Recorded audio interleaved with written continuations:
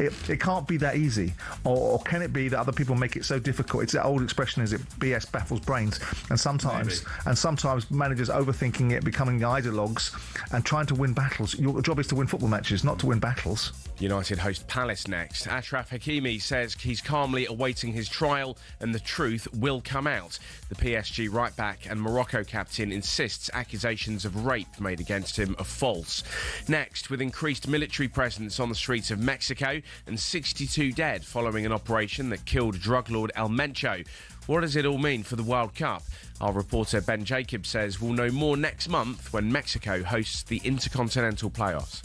So naturally, if this violence continues into March and those games are seen to be unsafe, this will become a much bigger problem as far as FIFA are concerned. And we're told Floyd Money Mayweather is probably coming out of retirement purely for the cash, but Johnny Nelson reckons the former world champion doesn't know what else to do with himself. Boxing's a complete and utter drug, and the best in our sport struggle to really let go. Even I think I can still fight, and I'm 59.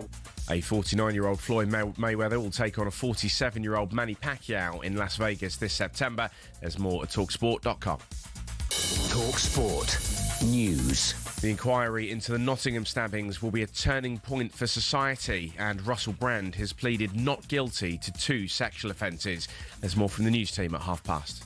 talkSPORT weather with QuickFit. Get a free vehicle safety check at all of our 600 centres nationwide to keep you safe on the road. QuickFit. Drive away happy every time. Breezy with occasional rain across the northwest. Elsewhere cloudy but mainly dry with some sunny spells.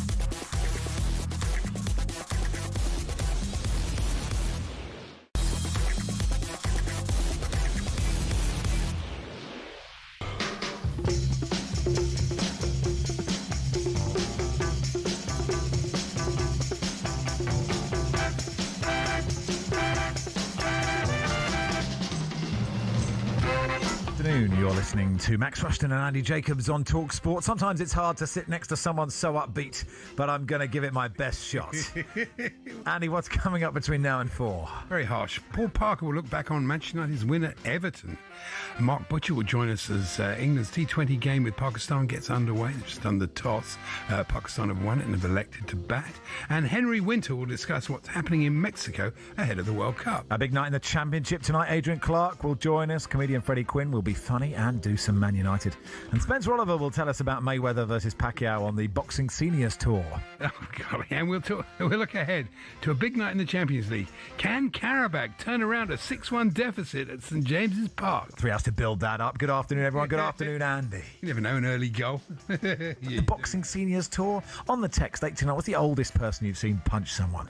Should we do that? You could. 95. 95. I got knocked out by a centenarian. That'd be good, wouldn't it? Let us know. Be good. I fear I've done that before as a text topic. Well, you've probably done everything before. If you can't have done what's the oldest person who's punched you? If I've done that before, it's time to get some new material. Anyway, very happy to hear them again. So you said we'd do some humorous bits from last night's game. Well, I mean, that's the sort of idea of the show. You know that bit where I was just saying... Saving the football-y bits for Paul Parker. Yeah, unless he wants to do a tight 10. Whatever happened to Peanuts. I've got a lot of humorous comments from last night's game, but you go first. We'll go match each other. One by one. I tell you, the moment I know, did you notice that Luke Shaw had a sort of plaster around his right, just below the knee on his right leg, which made it look slightly like he had a prosthetic leg, which may explain his changeable form over the years, and he's playing very well, considering. There you go, starter for Max, 1-0. Here we go, what have you got? Well, I got confused about Armstrong of Everton. Right. Because they didn't really say who his first name was, and I was thinking, is that Stuart Armstrong, the old Southampton player? So I had to go and look. Was it Adam Armstrong? Yes, it could have been your favourite Armstrong. David Armstrong. Southampton have got Neil Armstrong. It wasn't Neil Armstrong. It was Neil Armstrong. Could he do a job? It was Harrison Armstrong. Harrison Armstrong. Okay. And Gary Neville, of course, a man with two last names. And Gary Neville at one point referred to him as Harrison because he obviously thought Harrison was his last name. Right, okay. But it wasn't. No, come on, Gary. And also, a strange slip by Cunha. It wouldn't have happened with the old boots, Adidas Tom Finney's. Michael Keane's shot was good, wasn't it? I mean, I know we're clutching at straws. It wasn't an amazing football match, but I was like, oh, that got me out of my seat. And I did wonder, I was watching it with my friend Rolls, and we were both getting very muddled up between Jake O'Brien and Jared Branthwaite. And I asked, if they were to walk in here in civilian clothes right now and stand opposite us, would you? There is a sort of generic Everton defender look. Yes. They all sort of have that look. They've got that look. And they definitely have that look. And I would not be able to pick them apart. But I did enjoy the Everton corners. Where they were like, can we get all the players? And actually, it was quite fun seeing Tarkovsky and Harry Maguire kind of just push each other over and then laugh about it. No, I'm sick of it. I mean, Keith Hackett's come up with the idea of an exclusion zone around the keeper, but I don't see how that could work. How big? 200 yards? But it's got to the point now where what should happen is the referees don't warn them, they don't speak to them beforehand, they don't get on it. Don't worry whether the ball's in the air. If somebody throws somebody to the ground, if it's a defender, it's a penalty. If it's the attacker, it's a free kick.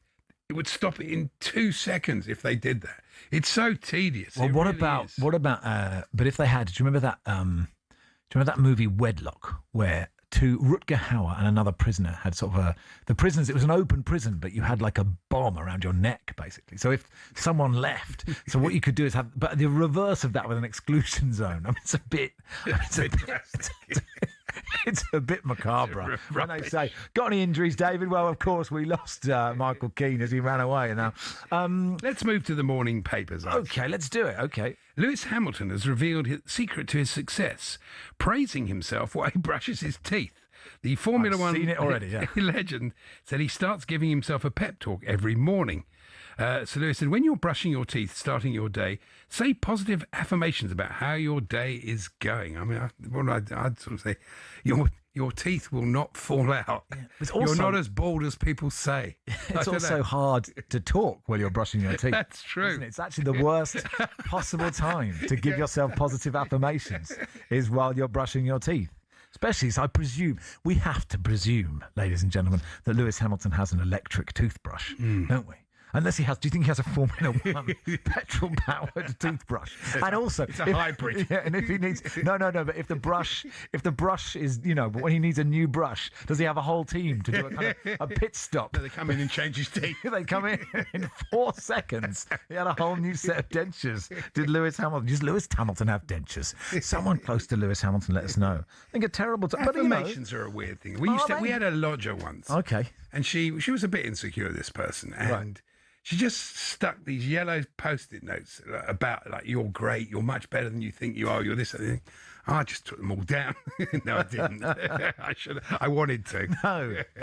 Well, there was at one point at talkSPORT, someone did put up big signs saying, I know. Don't just deliver, don't just turn entertain. Someone said, don't just turn up, perform or something. I was, what are these? What's happening here? Yeah, what do you think we're doing here? A Hollywood chef. Do you want to do some affirmations first, Andy? Go on, you do one. Go on, do one. An affirmation? Do an affirmation. Build yourself up for the show. Oh, you're all right. You're not That's bad. not big enough. Well, you're okay, I've seen better. Are you talking to me now, or are you talking to myself? I couldn't do it. It's false. It's fake. I believe in you, Max. You can do a great radio show if you put your best foot forward. I believe you can still be broadcasting you're at not 4 brushing your p.m. teeth enough while you're doing it. No, it's a good point. It's a good point. Anyway, Hollywood's top chef has roasted, according to the Star, Brooklyn Beckham's cooking videos. Right. Wolfgang Puck. I haven't seen him since the ice hockey. Absolutely. He was marvellous in A Midsummer Night's Dream, though, wasn't he? Dubbed the gastro governor, who by, not sure, certainly not people in America, stuck the boot into the social media star's grub videos. Oh, did he? Well, I'm not surprised, really. He's not a chef, said Wolfgang. Well, I think we all know that. because he doesn't work in a restaurant and he isn't that good. Yeah. But apart from that, who knows? Do you want a joke from the Daily Star? Yes, please. This is from Tony in Worksop, or Tony Worksop. I don't know. There's no comma. Maybe he's called Tony. There's never any punctuation. The most northern man of all. Tony Worksop. He says, tonight I'm watching a Spanish Chesney Hawkes impersonator. His name is Juan Anoli. It doesn't even work, though. I saw that. His name should be Juan and Only, not Juan and Oli. I think it's quite good, isn't it? It doesn't work. Sorry? Chesney didn't sing, I am the one and only. No, he didn't. But it's sort of close enough. Well, look, we're not here to deconstruct the gags from the Daily Star. I'm sorry, I'm not. Well, how about I believe Sam and Simon already deconstructed this joke for 2 hours on the show. So we can't do it again. Tony from Worksop needs to... Come on, Tony Worksop. Brush your teeth. Yeah. Tony Worksop could be a referee, couldn't he? He could be. After review. It's very northist, honestly. It's not northernist, it's just all the refs are northern. Some of my best friends are northern. That's even worse. You won't be doing this sports bar northerner. Aaron says, oldest person I've seen punch someone was my great-granddad when he was 86. True story. Wow, okay. Now you do a bit because I haven't read the whole message. Okay. Andy Anderson wrote to the Star. He said, Angry Anderson, the person who sang Suddenly for Kylie and Jason's wedding? No, Andy Anderson. Oh, Andy Anderson. Goalkeepers going down for no reason because they know they don't have to go off for 30 seconds just so the manager can call the players over, have a team talk, is cheating. This should be stamped out by the managers, restricted to only talking to the captain of their team if the keepers go down. All one sentence. Yeah. And managers with an apostrophe. Very poor grammar there. Okay. Andy Anderson. My granddad was an ex-boxer, says Aaron. Served in World War II, fought heavyweight for the army. After the war, went to America to fight. Still in his 80s, he had hands like bricks and was in better shape than most 50-year-olds. One day he took Roberto me fishing. Duran, hands of brick. One day he took me fishing. He used to drive really carefully, never had an accident. Oh, that's good. On a back road, a young lad in his 20s got behind us and was trying to pass. My granddad wouldn't let him. Young lad was increasingly angry, and when we got to a junction, he boxed my granddad in and came to his window shouting and swearing. You can fill in the blanks. Oh, yeah. Do you know I'm Ronnie Pickering? That is Northerners. Anyway, my granddad got out. Sorry, guys. Anyway, my granddad got out of the car and tried to calm him down. The young lad pushed him against the car, so my granddad delivered a surgical precision right hook, knocks him out. Bystander calls the police. By the time he came to, young lad was too embarrassed to press charges. Police asked my granddad what happened. He said, "You never lose it, son." Got back in the car and continue to drive off at 35 miles an hour. Great story. That's a lovely story, isn't it? Talking of driving, as the listeners may know, and you know, I'm on a driving ban at the moment. Yes, because you're reckless. Well, not really. It was a series of totting up incidents. The worst was 31 in a 20, which was a little bit high. Outrage. And most of them were like 26 in a 20. The wild man of driving. All the listeners know about this. Okay. But Lenny Yoro, Manchester United, has been banned from driving after speeding at 72 miles an hour in a 30-mile-an-hour limit. He was also... Is he trying to get away from James Tarkovsky? He got the same ban as me, 6 months. Okay. And the same sort of fine. And considering Lenny probably earns about, I don't know, 50 times what I do, I think it's a bit harsh. What's Lenny's wage packet? And what do you get? What are you getting for this show? I don't let me find out. Not as much as Lenny would if he was doing it. Breakfast with Lenny Yoro. Why not? Okay, so you could share Ubers tomorrow together, with Yoro. Tomorrow with Yoro. That's good. It's hard to host Tomorrow with Yoro, isn't it? Because you can't be on. You can never be on tomorrow. That's Lenny Yoro's problem, isn't it? No idea. Anyway, he got off lightly compared to me. Yeah, come on. Put him in the slammer. Let's put Lenny Yoro in prison for that. Let Sue drive him around for a few weeks. That put him off. It's not ideal. He'd be confused, wouldn't he? Lenny Yoro would be confused. Going, why is Sue? Who are you? I'm Sue. I'm Andy Jacobs. What? Who? Why are you driving me around? I don't even want to go anywhere. As Andy keeps shouting at me. Wants to get in the car with Sue. Andy's in the back going, I need to go. Got to get to Brentford. Anyway, you are listening to Rushden and Jacobs on talkSPORT in partnership with Toolstation. Stay one step ahead. Whatever the job, next stop, Toolstation.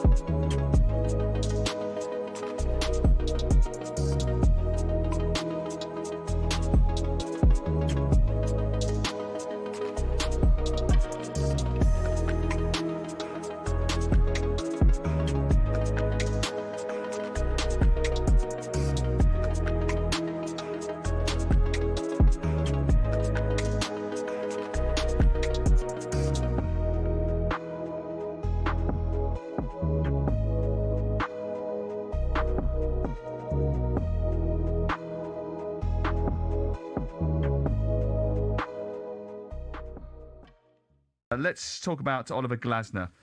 Yesterday, the Palace fans who are putting up with a bit of a poor run of form, just 2 wins in 16. Their patience seems to be wearing thin. Sacked in the morning. Chance came when I was in Mostar with them on Thursday night.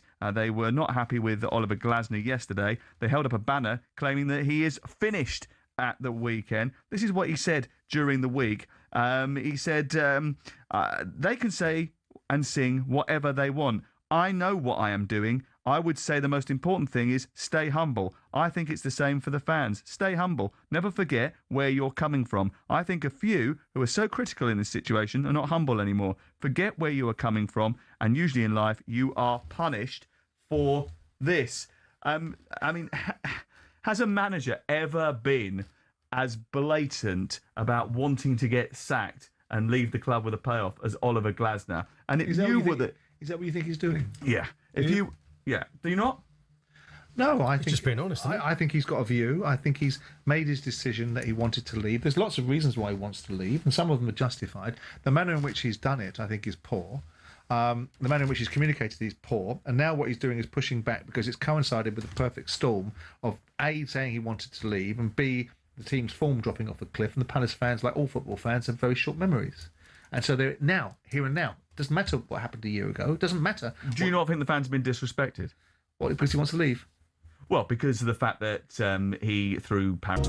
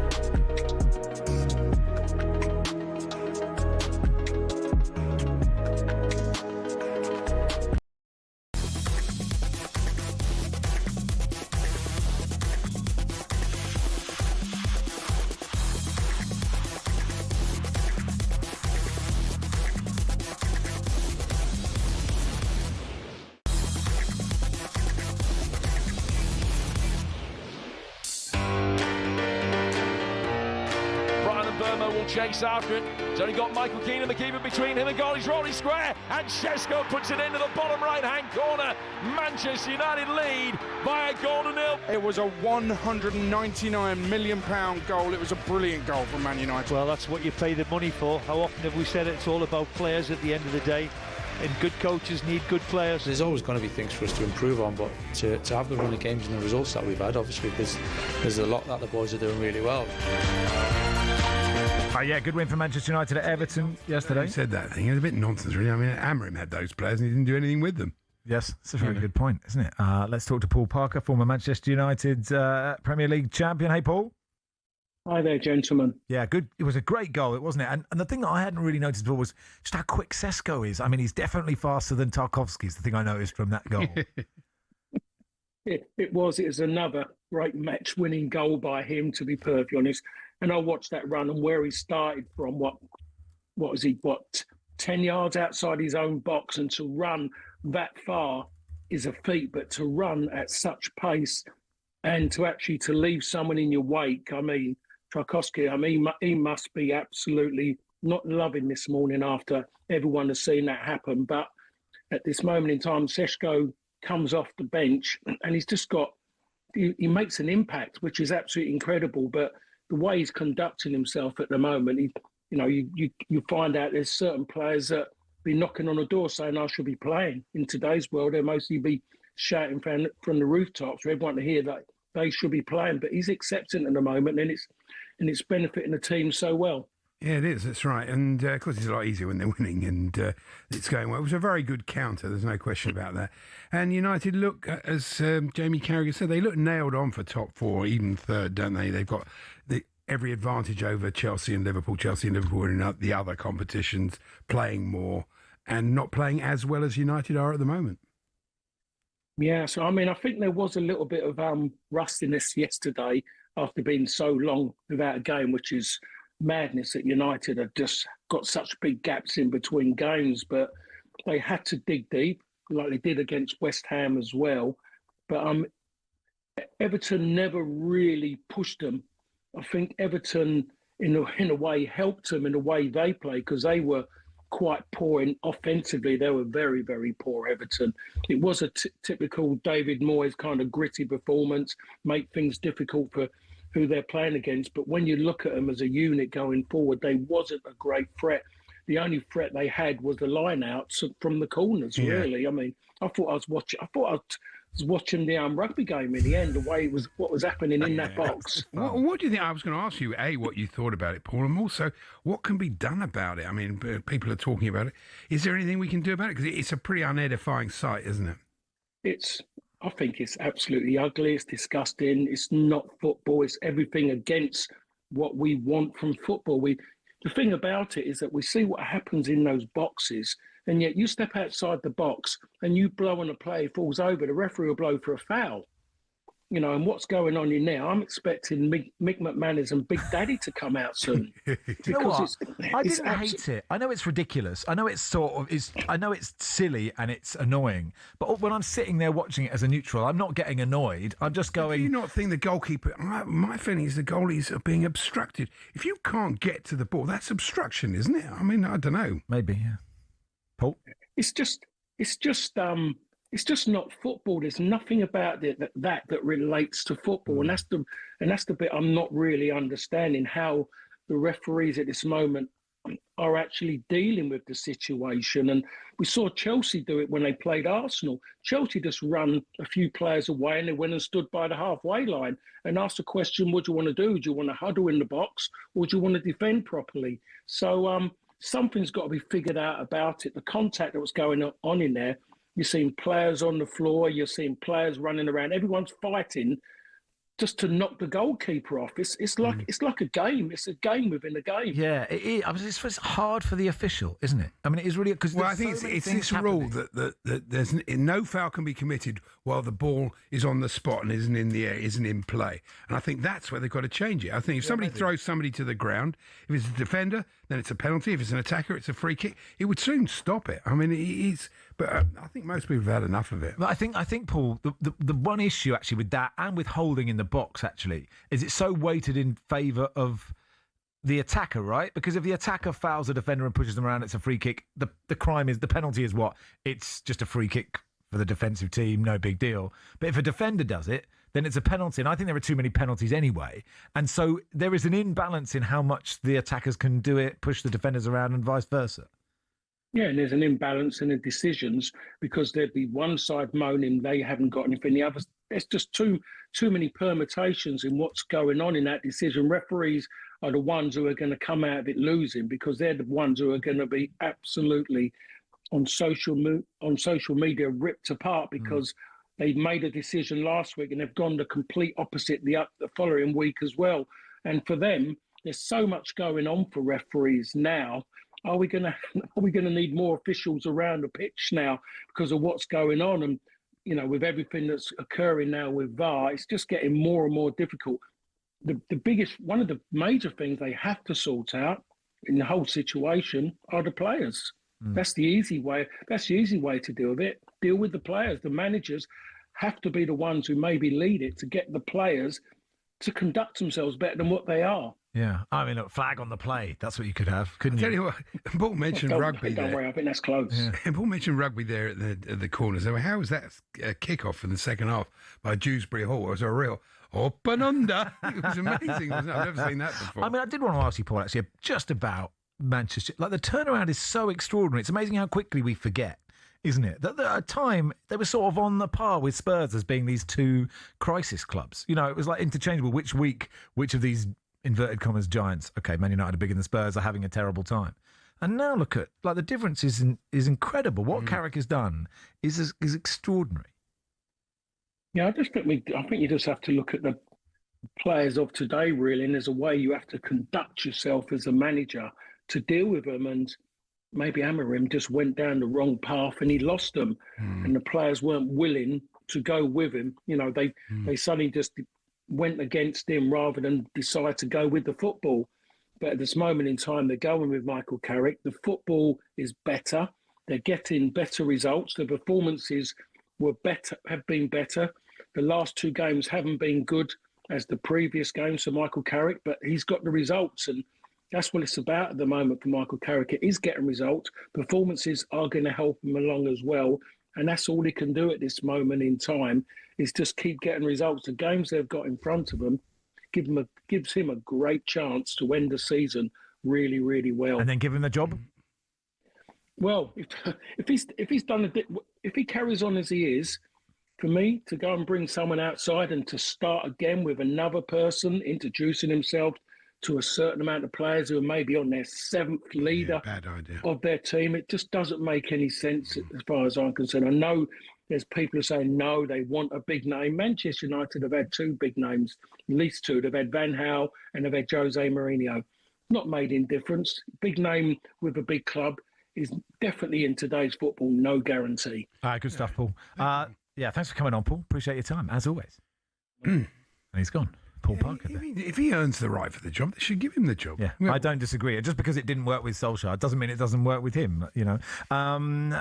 Tim in Guildford says, my uncle was over from Australia in the 70s. This is on Pacquiao Mayweather playing, and I was the oldest person who's seen punch someone. I don't know if it's a good text topic, but I'll get to something in a second, which is funny. My granddad wanted to go and watch his beloved Chelsea. After the game, we boarded a bus, sat down, then watched as 3 lads got on and started to give the conductor some grief. With that, my granddad leapt out of his seat and proceeded to knock the 3 of them off the moving bus onto the road. He was an ex-regimental sergeant major. Priceless. Wow. Says Tim. That's impressive. John Michael White has been in touch.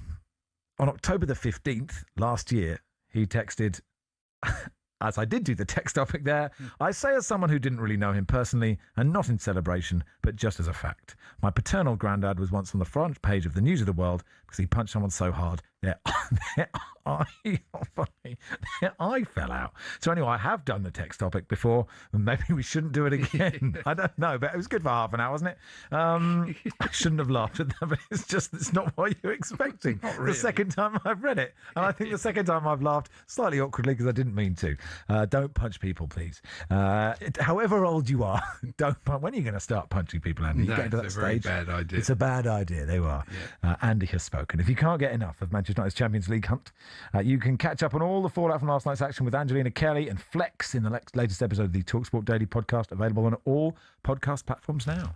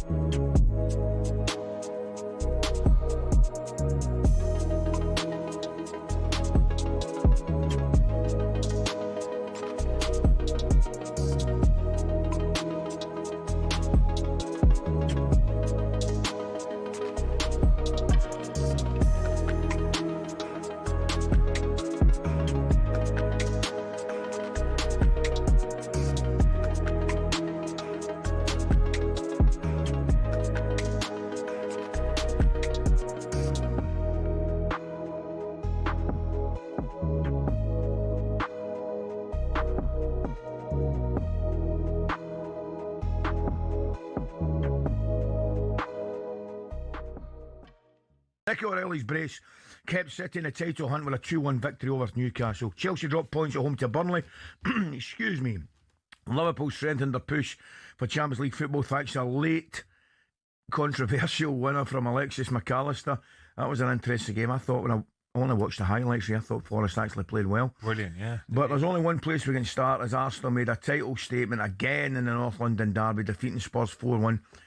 Incidentally, had 3-1 in McCutton to restore their 5-point lead at the top of the table. Eze was Tottenham's tormentor again. He now has 7 goals in his last 4 games against Spurs since last May. Arsenal manager Mikel Arteta said he stepped up another level last night. I mean, he scored 5 goals in the last 2 games against them, which is extremely difficult to do. But I could see that he wanted to prove something. He was upset, even with me, because I didn't play him the other day from the beginning and some of the decisions that I made. And I start to understand how we're going to get the best out of him now. Okay, Ray. Joker has also grabbed a brace. Arteta said it was his best game and a gunner shot since his summer arrival in Sporting Lisbon. I think that's a fair comment as well. Absolutely. I think his movement was much better. Yeah. He was involved in more. He looks more of a threat in front of goal. You know, the positions he took up were so much better. If you look at his last goal, just running down that sort of channel, and you know he can cut inside and go for that far corner. I thought the first one was a great goal as well. I loved his first one, mate. Really good goal. I loved his first one. Good ball into him. Yeah. Good first touch. Got First touch made it for him. Yeah. And then he could whip it with that bit of pace and power to beat the goalkeepers. Michael Carrick strengthened his case to the United hierarchy to get the manager's gig on a permanent basis. Victory at Everton means his side have a 3-point cushion in 4th place. talkSPORT's Simon Jordan says there are so many positives about the club at this moment in time. This is like Martin O'Neill going into Celtic. It's like turning a light switch on. It can't be that easy. Or can it be that other people make it so difficult? It's that old expression, is it? BS baffles brains. And sometimes managers overthinking it, becoming ideologues and trying to win battles. Your job is to win football matches, not to win battles. United host Palace next. Now, Achraf Hakimi says accusations of rape made against him are false, and the PSG right-back and Morocco captain will calmly await his trial, which he calls unfair. We're told if this gang violence in Mexico continues into March, FIFA may be forced to consider moving World Cup matches. Here's our reporter, Ben Jacobs. If it goes away and then calms down, which is what everyone's focused on, the feeling is that it would be unlikely to return come summer because actually the World Cup would benefit those that are currently involved. 62 people have died in gang violence since an operation killed Mexican drug lord El Mencho. And Swansea fans are getting complimentary towels tonight ahead of their game with Preston. Co-owner Snoop Dogg is in town for it and wants them twirled when he gets into the ground. The towel twirl is common in American sports.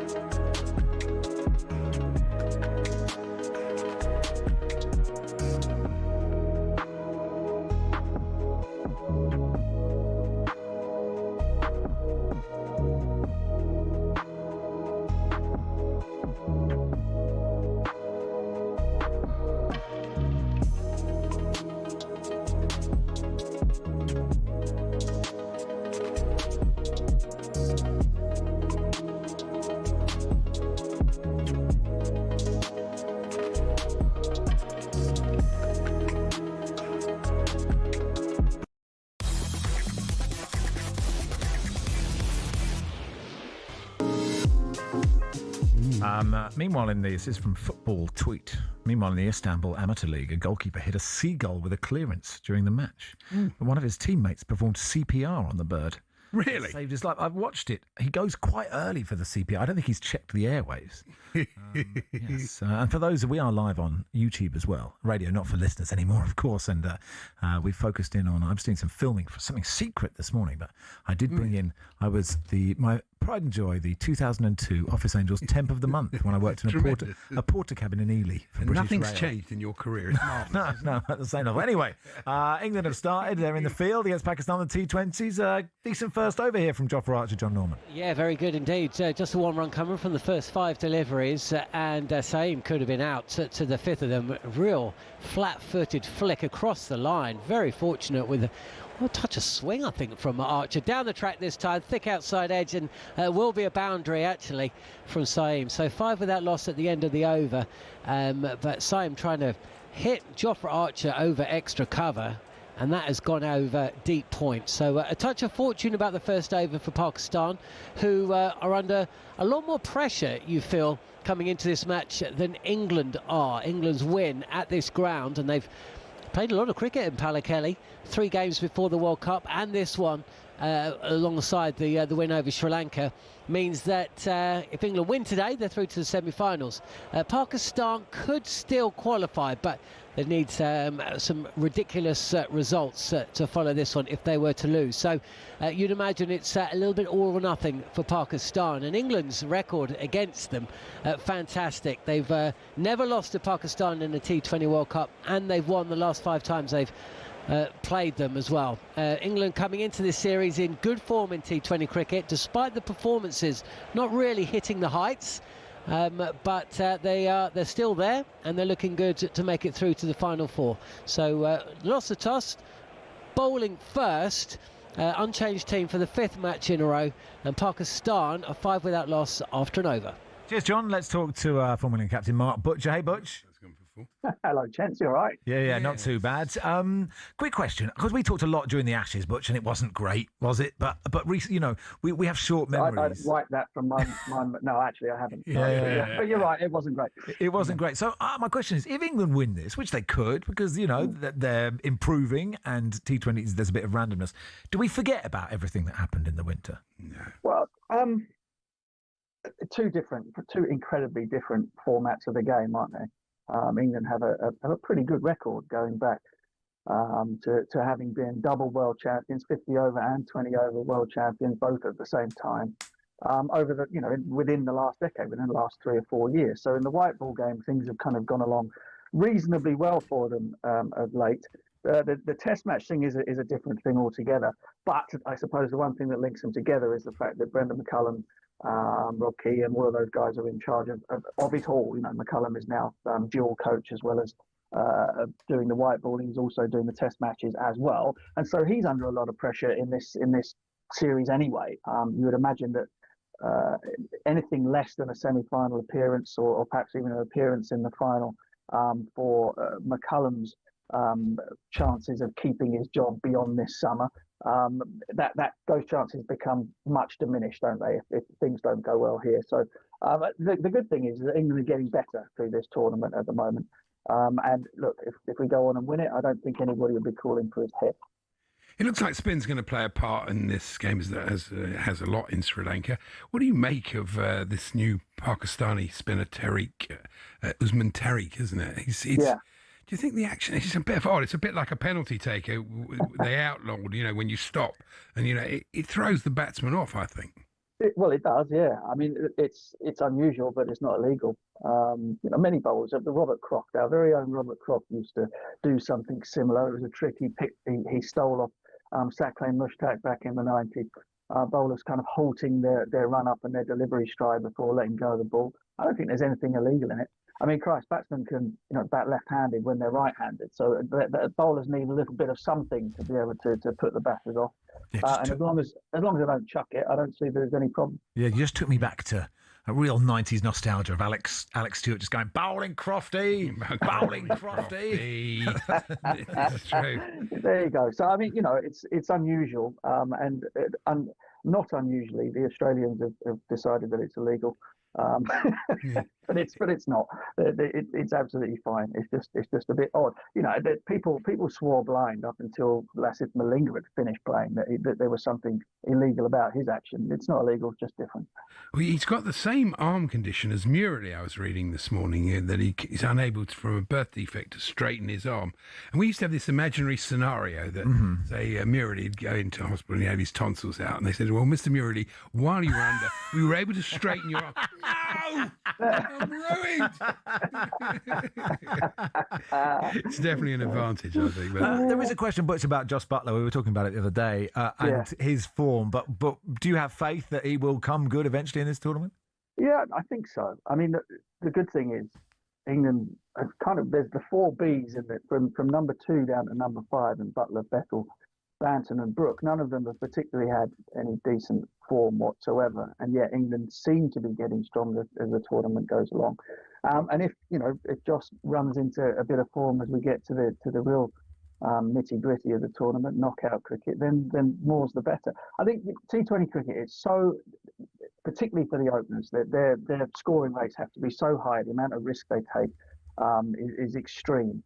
And so therefore, every once in a while, even a player as good as him will go through periods where you don't score very many. But the law of averages with somebody like him who has scored so many runs in white ball cricket and opening the batting in T20s means that at some point he's going to get you. And hopefully it'll be in these parts of the tournament where things get to be really critical. So I wouldn't think that England. Put it this way: would you leave him out? The answer to that question, I think, would be no. No, absolutely. It's good news for you, Butch. You've just taken the first wicket of the day. Ah, superb. Yeah. There we go. Let's go to John Norman and get confirmation. In for one, Jofra Archer has struck. Not for the first time. A batter has perished trying to take Archer on towards mid-wicket. This is Bethel coming in at deep square leg with the catch, and essentially it's a batter being undone by the additional pace and possibly just a bit more bounce as well from Archer. So Pakistan lose at one early. It's Ayub who's gone for 7, and at the start of the third over, 14 for 1. Yes, John. And actually, Butch, watching Jofra Archer, it's just one of the great sights, isn't it? Watching him bowl well. Yeah, it is. I sort of made a comment during my weekly podcast with Wisden last week that Jofra has kind of had stopped moving the new ball. There hadn't been a great deal in the way of either swing or seam.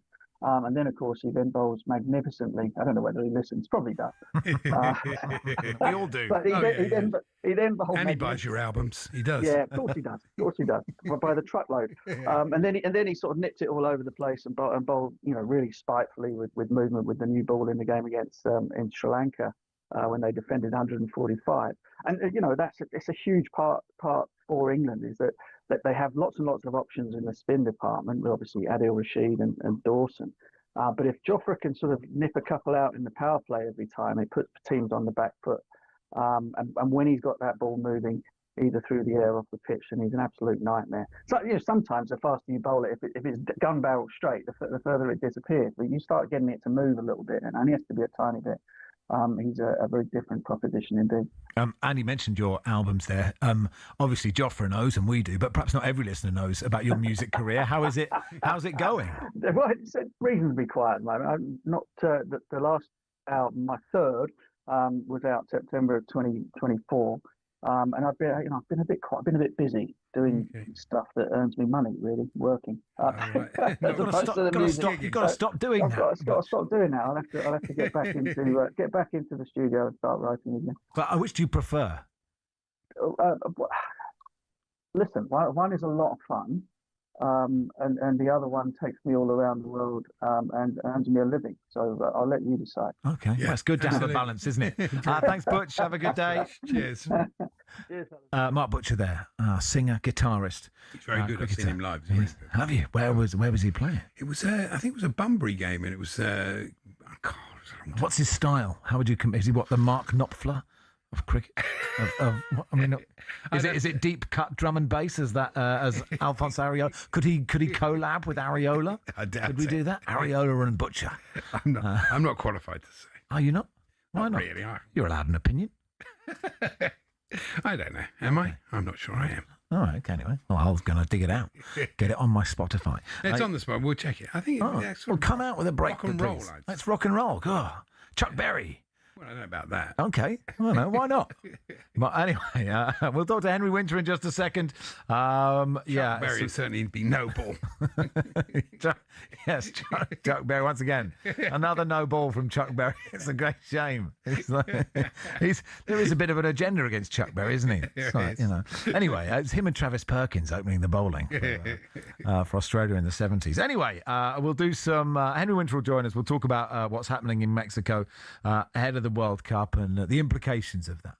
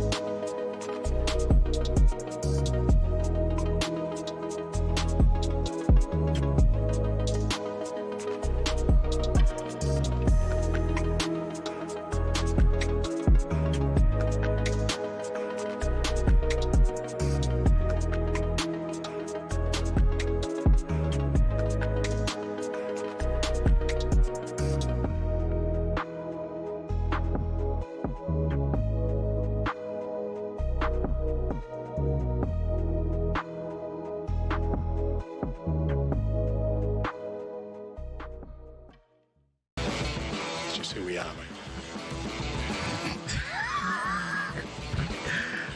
God, just get on with it. Has anyone seen Tottenham Hotspur? Can you hear me, Spurs? You must have one hell of a whooping, Jamie. You are the Europa League champions. Ego ball, ego ball, ego ball. Can you hear me, ego ball? You must have one hell of a beating, Beyonce. Chicken. Thomas the Frank engine. You must have one hell of a whooping, the big cock. Skywalk, Beavertown Brewery, the SA signing. Has anyone seen the SA signing? Has anyone seen the SA signing? Morgan Gibbs White signing. Can you hear me, Morgan with Gibbs White signing? You almost went a hell of a meeting. The Williams signing. Don't do me a favour. The referee's headset. Big Ange, AJ Tracy. Big Ange, AJ Tracy. The Seven Sisters Railway Line. Adele, Alan Sugar. Spider-Man, to dare is to do. Can you hear me? To dare is to. You almost took one hell of a meeting. To dare is to Tudor. Spurs, you almost took one hell of a whooping. Whooping. Is who we are, mate? It's just who we are, mate. Oh, dearie me. What a terrible day to be Jamie O'Hara. Spurs battered yet again by Arsenal. Another weak performance. Richie Eze come back to haunt Spurs yet again. He only plays against us. Don't play against anyone else.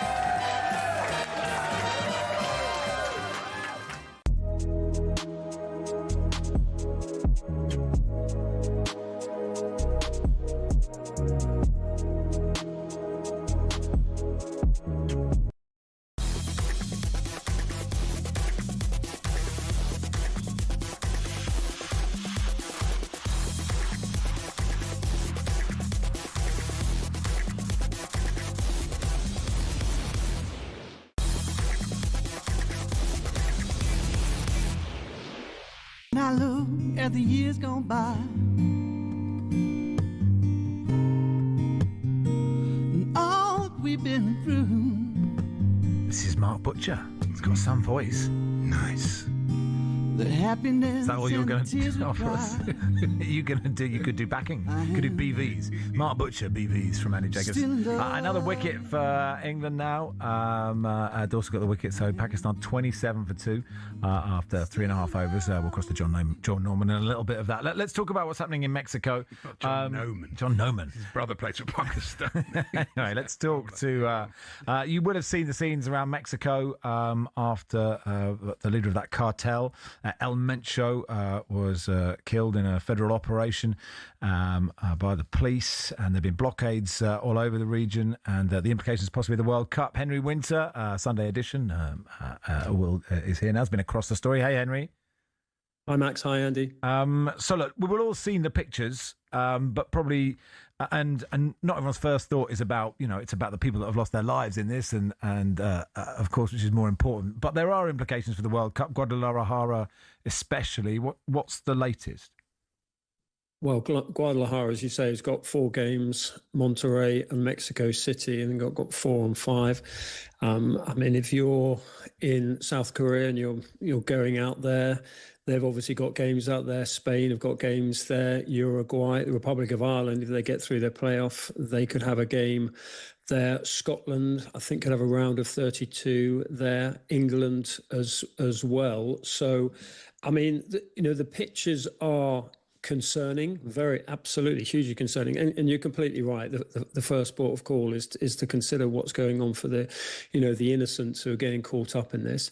I mean, I'm not a huge expert on geopolitics and these issues, but I don't think it makes sense for the drug cartels to have a disturbed World Cup, because if you look at these, again, from my minimal knowledge of them, is that, they're not simply involved in drugs. They've got money in hotels, they've got money in tourism. So, it doesn't sort of help them financially if fans are scared off from going, or if FIFA, and interestingly, it's Gianni Infantino's 10th anniversary on Thursday of coming to power with FIFA, and he could probably do without this.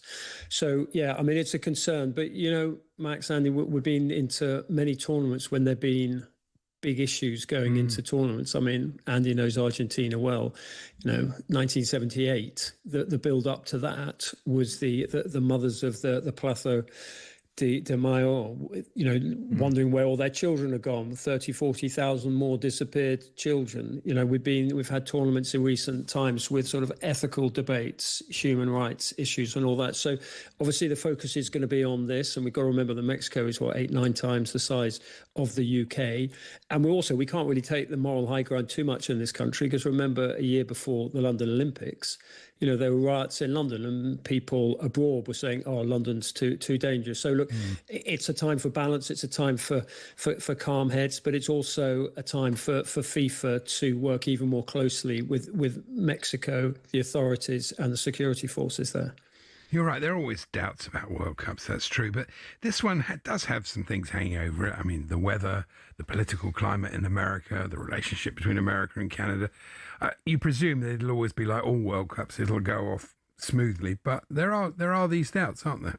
There are doubts. But I mean, we've been to tournaments where countries, in a way, for the period of the World Cup, they get FIFA-fied, FIFA take over, and they run things. And obviously, it's in the interest of the country for it to be as successful as possible. I mean, there were protests going into Rio. I remember outside my hotel in Rio, there were protests in 2010 in South Africa when, issues all over the place. I mean, I can remember the first day of my stay in America in 1994, I mean, no one was talking about soccer. I mean, even the sort of the football tourists who turn up, because everyone was focusing on OJ and the car chase going through the streets of LA. So there always saw those issues and not comparing anything with what's going on at the moment. But we do have these stories, these concerns, these events, and World Cups, tournaments do tend to take place. But clearly, there've got to be more safeguards put in place in this case in Mexico. Is it a problem? And I'm as guilty as anyone. I guess we all are. That we sort of think, that because they can FIFA up any country in the World Cup, our first thought goes to, the football's the escape for us. And actually, it's the same with the human rights issues in Russia or Qatar or nation-state ownership or whatever. And actually, whenever you start talking about it on here, people are like, I don't want to listen about that. I just want to find out who's injured and who's going to play next week. That we're all guilty of actually sort of not caring enough about humanity, Henry. And I know someone will call me a twee snowflake for saying it, but that's the issue, isn't it? We're going, I really want the World Cup to be on. So if the cartels could just wind it down for a little bit and then crack on when it's done, I don't really care. Yeah, the chances of any snowflakes appearing this summer, given the heat. I interviewed Lopetegui last week, who's heading out with Qatar, and they're based in Montecito in Santa Clara near San Francisco. Harry and Meghan. Yeah, well, absolutely. Yeah, exclusive gated communities. I think Qatar will probably be in there as well. And look, the heat is going to be an issue. Travel is going to be an issue. The ticketing is probably the biggest scandal that we've had, just talking to England fans. I mean, there was one guy, one of the top cappers, hardcore home and away, and he was saying you'll probably see more England fans at the two friendlies in Florida than you will at some of the England matches, partly because they go to those games because their cap's involved, and it makes it easier to get tickets for the Euros, where England have got a very good chance in 2028, but also because of the cost and the ease of travel will be easier for those friendlies in Florida. It's not going to be a particularly welcoming World Cup on match days for fans because of the cost. I mean, and not that anyone's thinking of driving, but I mean, it's like it can be up to sort of $200 to sort of park at one of these grounds. So the cost is going to be crazy.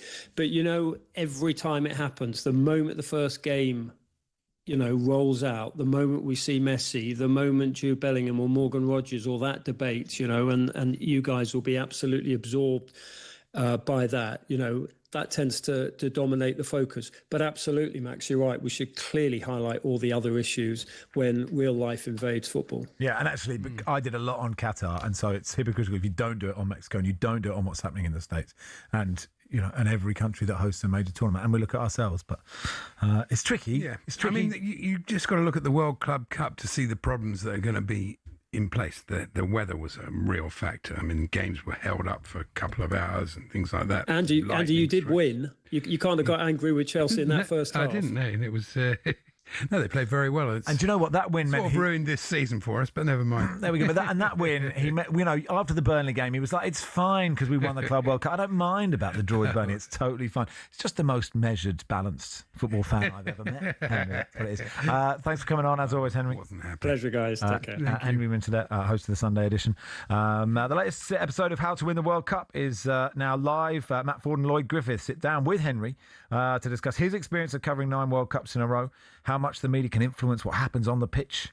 And they head over to talkSPORT's YouTube channel. Listen wherever you get your podcasts. It is a good podcast, so listen to it, please. It is Max Rushden, Andy Jacobs with you until 4 on talkSPORT. Andy Goldstein, Darren Bent have Drive. Kick-off with Adrian Durham around the grounds. Big games in the Championship today, as well as Newcastle, Carabak, and the other games in the Champions League, which are slightly more evenly poised than that. And then Jamie and Jason have the Sports Bar from 10. We'll have the sports headlines next.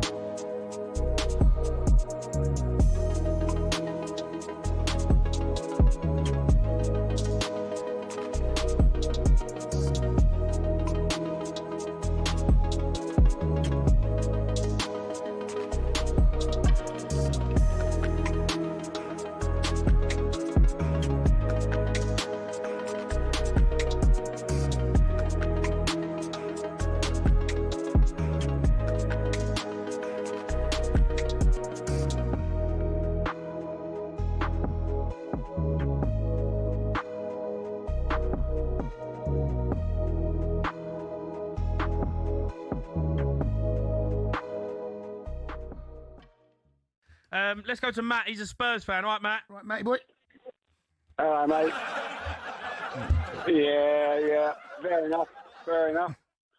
Got to swallow it today, matey. It's one of them, I know. Well, we've had to swallow it for a while now, haven't we? But at the end of the day, none of these players are sort of like, they say football's war without the bullets, and you wouldn't want any of them in the trenches, and none of them are stepping up. No. I mean, the only way I reckon you could get them to flipping actually pay attention would be hit them in the wallet. I mean, Van der Ven, I'd fine him 2 weeks' wages for the way he acted on that pitch.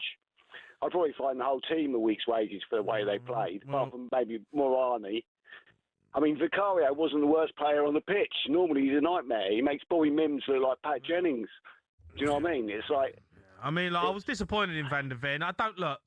Obviously, I've seen the videos and the context can maybe get taken out. I don't really know the exact moment in the game what he was asking him. But Igor Tudor was obviously asking him to step up, and Van der Ven just kind of dismissed him, which didn't look great, I'll be honest. But... Yeah, but he did the same. He did the same thing to Frank, didn't he? Thomas Frank. He was like dismissing Thomas Frank. The thing is, Van der Ven is too good for this team. Like, there's no getting away from it. He's way too good to be playing at this level of football. But you need him. We need him. That's the problem. Like, we need him right now. Like, I get it. Like, I get it, Van der Ven. Like, you're playing in a team that you don't deserve to be in.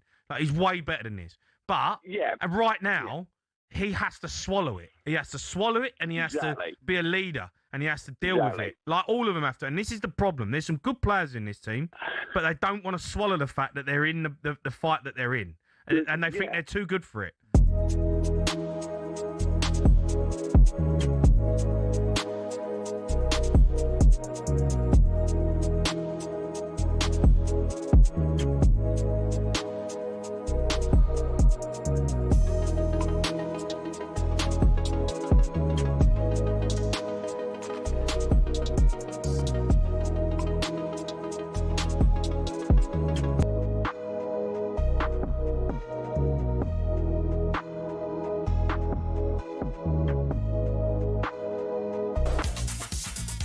Good afternoon. You are listening to talkSPORT, the world's biggest sports radio station. Max Rushden, Andy Jacobs with you till 4. Brought to you with the good people of Toolstation. Gear up for those darker nights with electrical and lighting offers.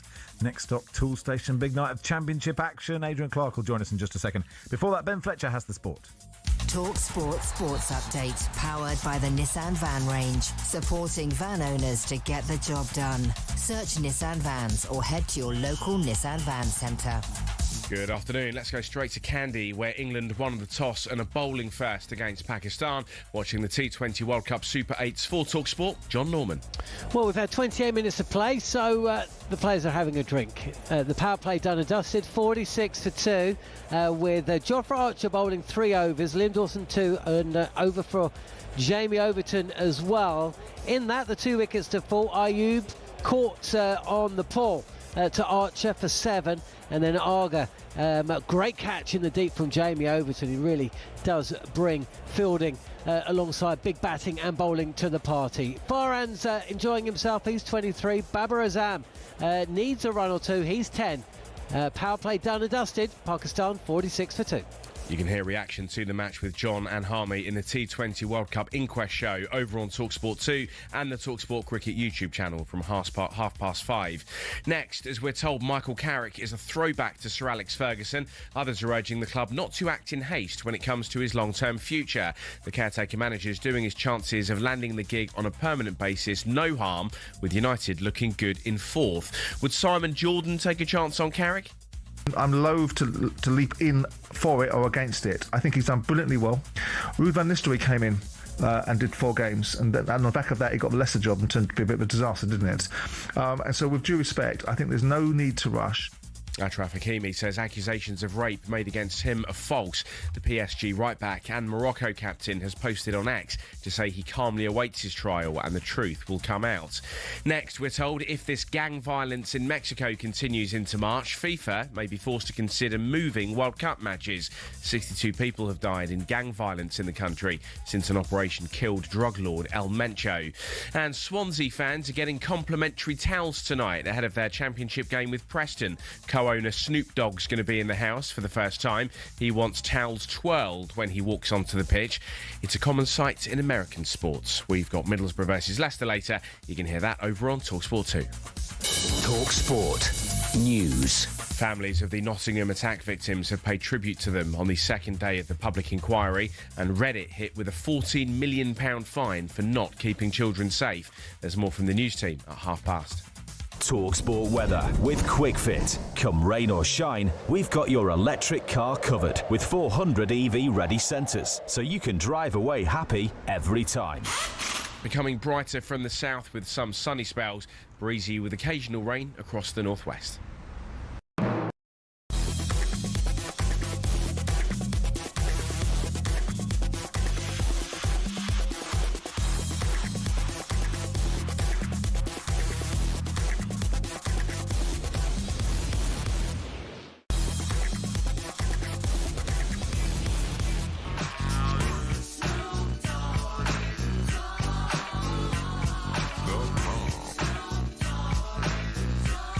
Andy, is this your favourite Snoop track? Oh, Snoop. Yeah. Swansea City. All right. We created these What are his towns. other ones? Sorry? What are his other great songs? All his bangers? Oh, yeah. Okay, good. Yeah, Snoop Dogg. Is he part owner of Swansea? Involved in What's that one? I think that one. You know, the one with the beat. Yeah, no, there's one particular one that's really good, but I'd have to look it up. Oh, please do. I will. Snoop's biggest fans always say that. No, I do love it. Anyway, let's hear from Snoop's done a bit for Swansea's social media channels. Let's have a listen. Swansea City. We created these towels right here for everybody to grab them, wave them in the air. Let's go.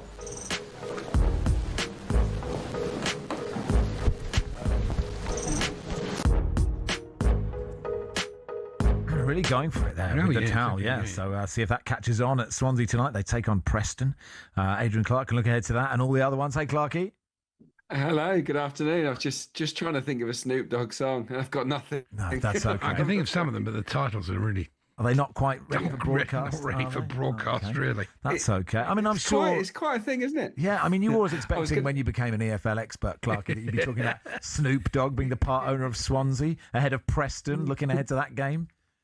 Yeah, absolutely. Yeah, this is living the dream. Look, I mean, it's quite the thing, isn't it, to sort of design your own towels and then demand that or ask that all the fans wave them around their heads when you appear on the pitch. But yeah, good luck to him. Yeah, I'm sure it'll be a lovely moment. It'll be interesting to see how many of the Swans fans sort of partake in it. I'm guessing they'll go for it. I think Modric is involved there as well, isn't he? Yeah, and they're a great big man, little man partnership, I think. Just what you would. I mean, obviously you could push Modric up a bit, and then Snoop holds it up, brings Modric into play, and they just need someone, to feed off that. Look, okay, big games tonight. Borough Leicester is huge for both those teams, right? Middlesbrough are second; they're 3 points off Coventry. There's still 6 points to Millwall in third, and Ipswich a further 2 points behind. But Ipswich do have 2 games in hand, while Leicester are in the relegation zone after that points deduction. Yeah, it's huge at both ends of the table. If I start with Leicester, I worked on their game at the weekend, and they were absolutely terrible up until half time. Just completely dreadful. There was no application really at all. But Gary Rowett got them in at half time, and the improvement was massive actually in the second half. And they're really unlucky not to beat Stoke. It finished 2-2.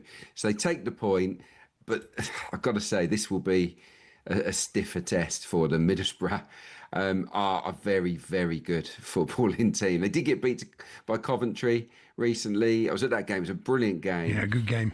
Yeah, it was a real good watch. They weren't at their best, but they do play some good football. And yeah, if they're on song tonight, I kind of fear for Leicester City. So yeah, all the results went for Middlesbrough at the weekend. Obviously, they drew against Oxford, but the teams behind them slipped up. So they're sort of still in a great position to get promoted, Borough. But yeah, they'll be looking to sort of cement that spot tonight. For Leicester, every point matters greatly. Yeah, because everyone at the bottom keeps winning, guys. It's crazy. Yeah, Championship's exciting, isn't it? No question about it. Although some people are saying that the bottom. Actually, somebody put up a thing, didn't they, saying the bottom of the Championship looks like classic Barclays Premier League. Yeah, it does. Sheffield, QPR, Sheffield United, Swansea, Stoke, Charlton, Norwich, Portsmouth, Blackburn, West Brom, Leicester, Oxford, Wednesday. I mean, Oxford, I guess they're a bit earlier than that, aren't they? But it does have a real old Premier League feel. Been in the Premier League, aren't they? Yeah. It's true. It's true. A lot of big clubs, a lot of clubs that with good histories that might be staring at third tier football next season. And very quickly on Leicester, they've got a kid on loan from Manchester City, Divine Mukasa. He looks really, really good. Plays in the number 10 spot. He's only 18, I think. I think he's made 2 starts. He's scored in both, and he's assisted in both. So he's someone to keep your eye on. Yeah, and City need a 10, don't they? Because they don't have enough depth in that position, don't they? Watford, Ipswich. I said Ipswich have got a couple of games in hand. So do you see them as of the teams that could catch Coventry and Middlesbrough? Do you think Ipswich have the best chance? Yeah, definitely. They've got the squad. Ipswich's squad is quite ridiculous, really, in Championship terms. The bench is full of quality players, but they've been remarkably sort of inconsistent this season. They're top loaded. They're sort of top heavy at the front end of the pitch. Loads of real goal getters, but at the back they've let in a lot of goals. They got beat 5-3, didn't they, at the weekend by Wrexham, which was a little bit of a stinger, I'm sure, for Kieran McKenna. So big game for them. They kind of can't afford to keep slipping up. So I see this as a biggie, and Watford will not be easy opponents. They're 3 points off the playoffs. They've got a new manager, Will Steele's brother, called Ed, who started really well. He got a draw at Preston. He beat Derby. And Watford, I think their home record, only the top 3 have a better home record than Watford. So this is not a gimme for Ipswich. If they can win at Vicarage Road, then it probably is a good indicator that they're ready to sort of hunt down Coventry or Middlesbrough if they slip up. But yeah, it should be a cracking game. Wrexham, Portsmouth. Wrexham in the playoff hunt. They're in 6th at the moment, aren't they? And Pompey still need a few results to guarantee safety. Yeah, look, Wrexham are fast becoming one of my favourite teams to watch. I was there, I think, at Christmas time a couple of times, and one of their wins, I think, was 5-3 against Sheffield United. They had another 5-3 against Ipswich. They're really good fun. Like, every time they go forward, Wrexham, they seem to, or when I've seen them, they pose a massive threat.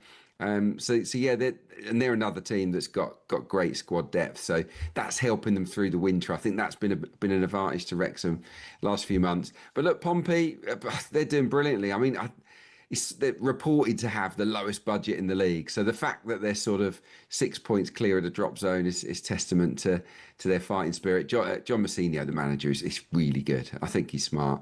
And they brought in 3 players. Well, I think they brought in more than 3, but there's 3 in the team at the moment.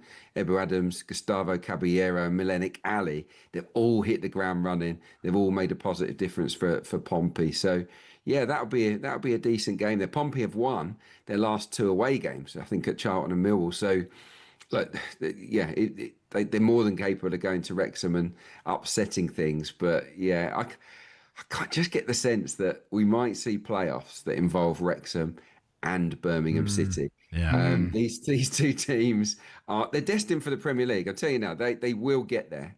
Not necessarily this season, but that would be some playoff fixture, whether it's a semi-final or a final, to see those 2 going head to head. No, it would be. Of course, Wrexham have got Chelsea in the Cup next week, which will be very interesting because they played Hull and Hull were going really well, but then you saw the difference. There was a big difference between Hull and Chelsea, and it'll be interesting to see what the difference is between them and Wrexham. Yeah, I think it'll be. I think it's sort of for Phil Parkinson. It's just every year someone says, "Well, he can't manage at this level," and the fact that they stick with him, and if he does get them up, if he gets them to the playoffs this year, surely you say that's good enough for your first year in the Championship, definitely. And you say have another go, and like credit to him. I mean, okay, he's got lots of resources, but he's still got to get a tune out of them. West Brom are, circling the drain at the moment. They host Charlton, who are probably safe, but a win. No, they're not safe. Okay, fine. Okay, I take it back. Not safe. They are 7 points clear of Leicester, but West Brom 1 point above Leicester, and God, they need a result. Yeah, look, I'd say Charlton aren't safe. They're in a good position compared to what they might have been. They've been on a good little run, actually, Charlton. But this is a big game. I think if Charlton can win there, they'll start to think, maybe we can look up towards mid-table rather than over our shoulder. But for me, West Bromwich Albion are the team in the biggest trouble. Obviously, Leicester are below them, but that's because of the points deduction. I think Leicester, with the talent they've got, should be able to pull clear. West Brom, under the new manager Eric Ramsey, have been a disaster. They've blanked in 5 of their last 6. They can't score goals. I think the mood is really low at the Hawthorns. So this is a huge game. If Charlton score first tonight, it could get a bit ugly in terms of the sort of fan reaction. So it's a big night for West Brom, a big night for Eric Ramsey. This has been the season where managers have sort of been employed and then sacked pretty swiftly, right? Been a few examples. He's on the edge, I think, at the moment. I can't think when he came in, but it really wasn't very long ago. It's like he's not managing Watford, really. Absolutely. I always find out who the Watford manager is when they get fired. That's the sort of the right time to find it out and see if Quique Sanchez-Flores is coming back. Just worth pointing out, Clarkey, that Cambridge are second in League Two, and it's going well. It's going very well, isn't it? Bromley drawing at Harrogate at the weekend, wasn't it? Or Harrogate were the only team to have beaten us in 17 games. It is very odd, if you're a lower league fan, people will empathise, to see your team, to almost expect your team to win. Is this absolutely mad? It's just completely mad. I don't really know how to... Obviously, it happens occasionally. You yo-yo about, but when it happens, it's so much fun. Yeah, I'm chuffed for you because you've been through a couple of sort of dodgy seasons, haven't you? Cambridge United went down, and obviously when Neil Harris came back for his second spell, you were fully on board, weren't you? Oh, I remember that. No. When he left and went to Millwall, and he didn't tell anybody what was happening, and he'd made a promise to their owner who passed away. I understood where he did it, but he didn't tell anyone apart from on Millwall TV. I had to download Millwall TV to see the interview, but. I must be said, he's a great manager. He's a brilliant manager for that level. He is much better than that level. He's an absolute he's a perfect football manager because he says everything you want to hear about the football club and galvanising things, and he says all the right things. And I think players are probably a bit scared of him, he really does work players hard. And we've got Pelly Ruddock, who will become, interestingly, the first player to play in every division for 2 different clubs, because he's done it with Luton and he's taking us up to the Premier League by 2029. And I look for when they and Tottenham swap, Cambridge can become my big team and win things, and Tottenham can be my nice little club in League One. Thank you, Clarky. Good stuff. Love it. Nice one, boys. Thanks, Adrian Clark there, and we'll keep you across all the games in the Championship. The Borough game is is on Borough Leicester on talkSPORT 2 this evening. And our comedian, Freddie Quinn, will come in. He's a Man United fan as well. He'll join us in just a second.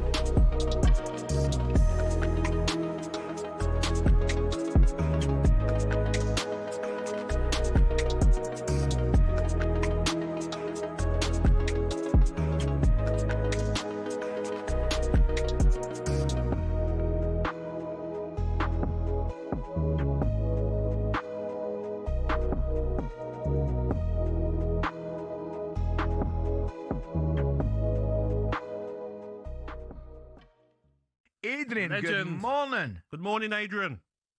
Good morning, both of you. I've been listening to the show, terrific show this morning, and I don't know how I do it either. But come on, I'm nowhere near your level of mileage. I'm not sure, mate. I'm not sure. I think it's a close run thing. Adrian, ask the question now. I mean, are Manchester United actually quite good? They weren't particularly good last night, I've got to say. They weren't great to watch. I mean, it wasn't a brilliant game of football, let's face it. Everton were no better, so it wasn't great. But the one moment of magic, the one real bit of quality was the goal. The ball from Cunha is fantastic. The run from Sesko, sensational. Perfectly weighted pass from Mbeumo. And the first time finish was first class. So it was a brilliant goal. And just one brilliant moment, but that's all they needed. Sometimes when you're not playing well and you do that, it's fantastic, and they got the 3 points. For United, it was a bit of a throwback goal, I found. I said this last night on the show. This was, United playing on the counter, winning on the counter, scoring on the counter, and this in certain times in Sir Alex Ferguson's reign, that's exactly what Manchester United did. So it was a throwback. Carrick understands the DNA, so there's a lot of positivity right now. Even if they don't quite get it right, Man United, they still managed to put.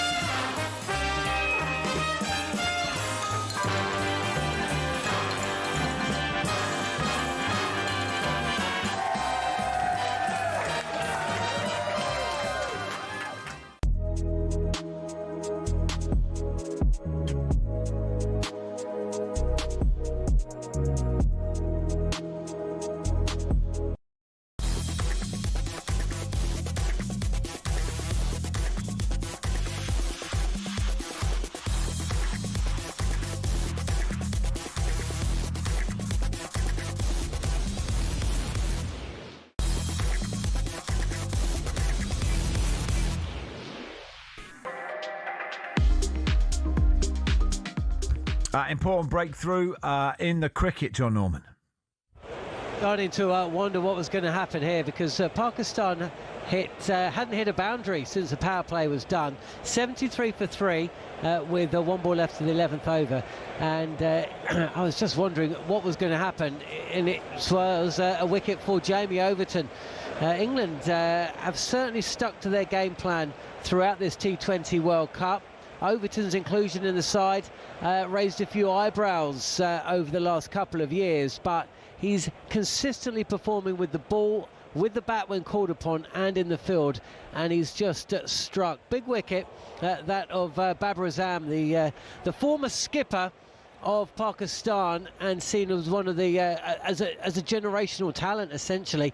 Didn't look anything like a generational talent in this match, though. Struggling to time the ball, over-hitting, and on this occasion missing a length ball on the pull, and he's missed it by some distance, and the stumps have been rattled. So Babar Azam's gone for 25. England all over Pakistan, but it's just a question, as we saw against Sri Lanka, if Pakistan are finding it this difficult to score freely.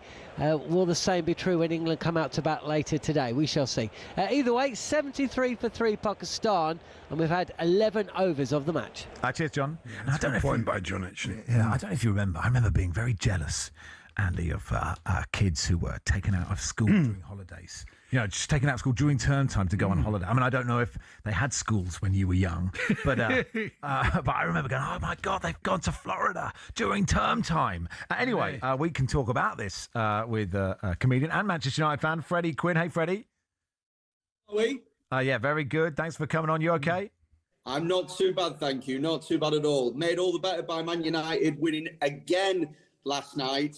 It's a honeymoon period that I'm just waiting to collapse at any moment. Yeah, it's got to the stage. It's got to the stage that you've been so bad for so long. You know that any child of the 90s wants Man United to lose, but actually not against you winning some football matches. There's like a bit of pity there, you know. Oh, wonderful! That's what we want. We want people to feel sorry for us, as opposed to feeling us. To be honest with you, I'll take it at this moment in time. I'm cautiously optimistic of life under Michael Carrick, but do you know what? I have been hurt before, and I feel like I'm going to get hurt again. Yeah, but the turnaround's been so great. It was a massive surprise that £200 million worth of forwards combined for a nice goal. Oh, you big cynic, Andy. Like, you know, Amarin can get a tune. What he's done, Carrick, has been, and I'm slightly sceptical, Freddie, of DNA and, you know, just how much DNA matters. Everyone's saying the letters DNA until I go completely mad. But there sort of feels like there's something in it. I mean, they say DNR. Yeah. Do you know what I think it is? Honestly, I think that sometimes there's an over-stratification of football that we have to all endure at the moment, where football boffins tend to get really bogged down with irrelevant statistics because they think that they can break the game down into numbers. But sometimes it's just as simple as playing your best players in the best positions. Yeah, that's true. You sort of think, why doesn't I could do that? I could do that and do it quite badly, get an $8 million payoff. Yeah. It'd be absolutely great. Freddie, talk to us about this campaign then. You used to be a teacher, now a comic, and you want to talk about, you know, this difficulty that parents have of either, do I take my kids out of school because holidays are cheaper, but I get a fine, or do I wait for the holidays and the dynamic pricing of flights? And that's what's wrong with the whole situation, the dynamic pricing. Well, that's exactly it. And it's a case of supply and demand, isn't it? And at the moment, the system that we have just is not fit for purpose. You've got this whole idea of fining people who take their kids out of school during term time. But at the same time, when you're supposed to take your kids on holiday, the prices are so expensive that it actually justifies sucking up the fine and taking them out whenever you want. And that's not a good situation for anybody to be in. You know, this problem is so bad that 500,000 families were fined last year by the Department of Education. And a lot of those were for taking their kids out of school during term time to go on holiday. Now, On the Beach have done some great research into this, and they found that 37% of families took their kids on holiday during term time last year, and this year it's expected to be as high as 50%. So this isn't a problem that's going away. In fact, it's a problem that's getting much worse, and we feel like it's time to do something about that. As a former teacher, did you get, was it difficult for you if, you know, half the kids weren't there and you'd sort of have to plan until the week before the holidays and go, we're not going to teach anything this week because half the kids won't be there?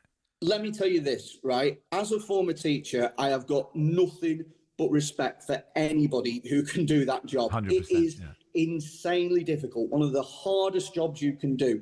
And it's made all the more difficult by kids being absent. Because look, if you think about it this way, imagine that you have a classroom of 30-odd children, each with their own individual knowledge levels and enthusiasm for your subject, trying to get them to learn the curriculum and to work towards an exam all roughly at the same pace is a really difficult challenge at the best of times. And then factor in absences and the gaps of knowledge that that creates and you having to try and fill them in. It's nigh on impossible. Now, look, some absences are never going to be things that you can get rid of. You know, sickness, life getting in the way, that's fine. But when parents take their kids out of school, it creates a real problem. And it's something that would make a teacher's life a heck of a lot easier to be able to have another system in place. How do you fix that would allow families to go on holiday. How do you fix it? Well, here's what we're suggesting, right? We're suggesting an inset week. So you take all those individual inset days and push them all together, have an inset week, have every school having its own individual inset week, and then parents can take their kids on holiday and not have to pay those ridiculous prices. Right. And what, you stagger those? They're different weeks for different... Stagger them across the country. And this isn't a new idea, by the way. This is something that over 100 schools nationally already do. We're working with one at the moment called Python Hill Academy.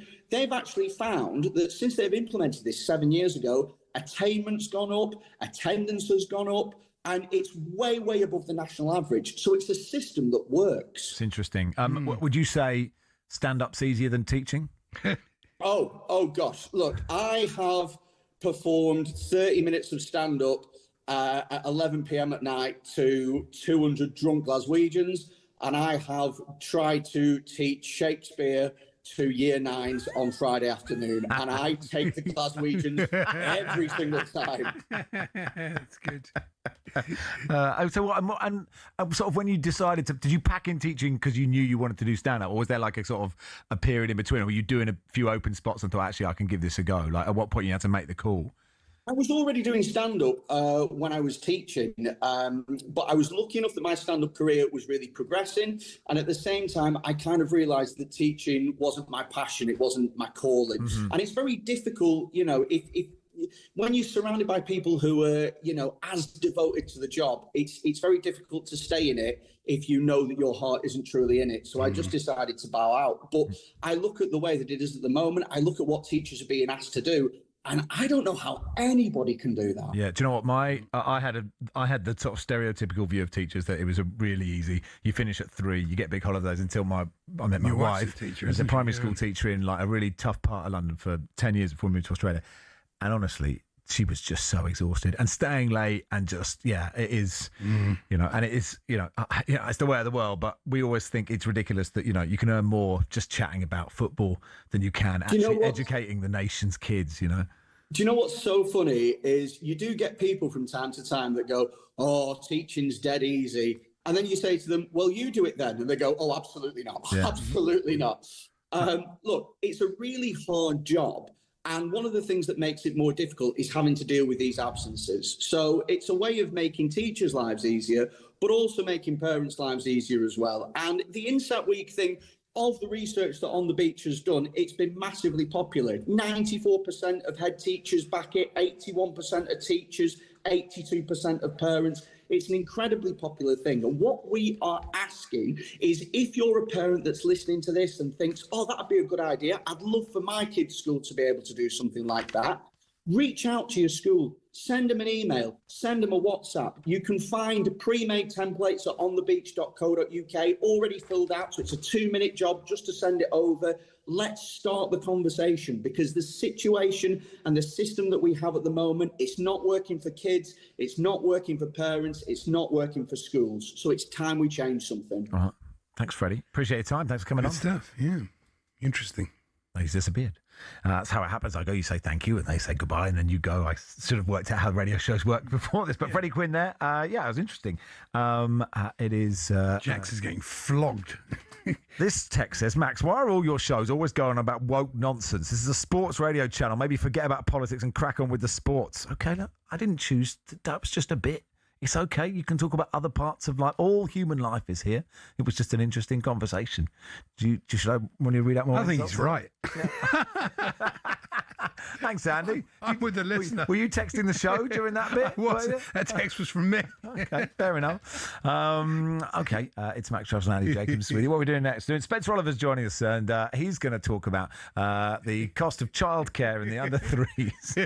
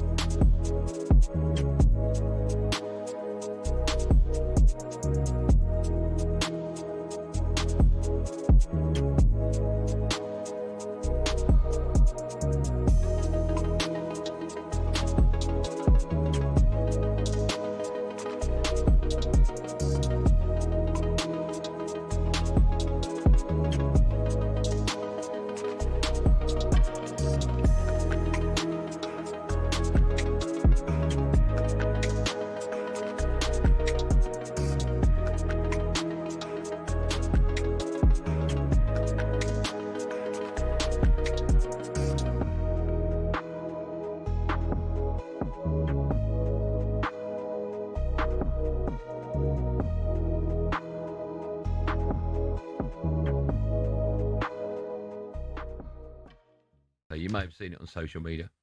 But I, like quite a few of you out there, actually woke up this morning to the sound of a big old baby crying. It was very interesting. The likes of Goldstein and people on these channels, other channels, diving in, ridiculing, loving it when other people don't do well. That's too far. No, that's not true. It is true. That's not true. I mean, 100% that's not true. I'm not going to defend Andy Goldstein because it's not in my interest or I have any... Andy, play this later. But if you want to be a good presenter and you want to go to the next level, don't take fun from other people losing their demise. I'm not sure you need to lecture people about how they conduct themselves, Martin. But the fact is that you do that. You have no objectivity. So the reasons why you catch shrapnel is because you lack objectivity. If you are very subjective about situations, you become very defensive of it. No one's got any agenda against Arsenal. Nobody in this studio. Well, that's where you're wrong. That's naive. Who's naive now? I was talking about somebody who works on this for this network, who for me takes fun. So basically, your problem was with Andy Goldstein. Oh, 100%. Yeah. Well, anyway, your manager. Right, I'll put my glasses on so I can read. Firstly, Keown, it's Mr. Goldstein to you, moaning. Martin Keown moaning like he's been bitten on the backside by Win the Dog. Let me just remind you, Martin Keown, Arsenal just beat the worst Spurs team ever, and you're screaming about it. A few days ago, you drew with bottom-place Wolves, and the so-called invincible Martin Keown, by the way, started just 3 games that season, 2 more than David Bentley, so calm down, starts crying like a tiny baby version of Kevin Keegan.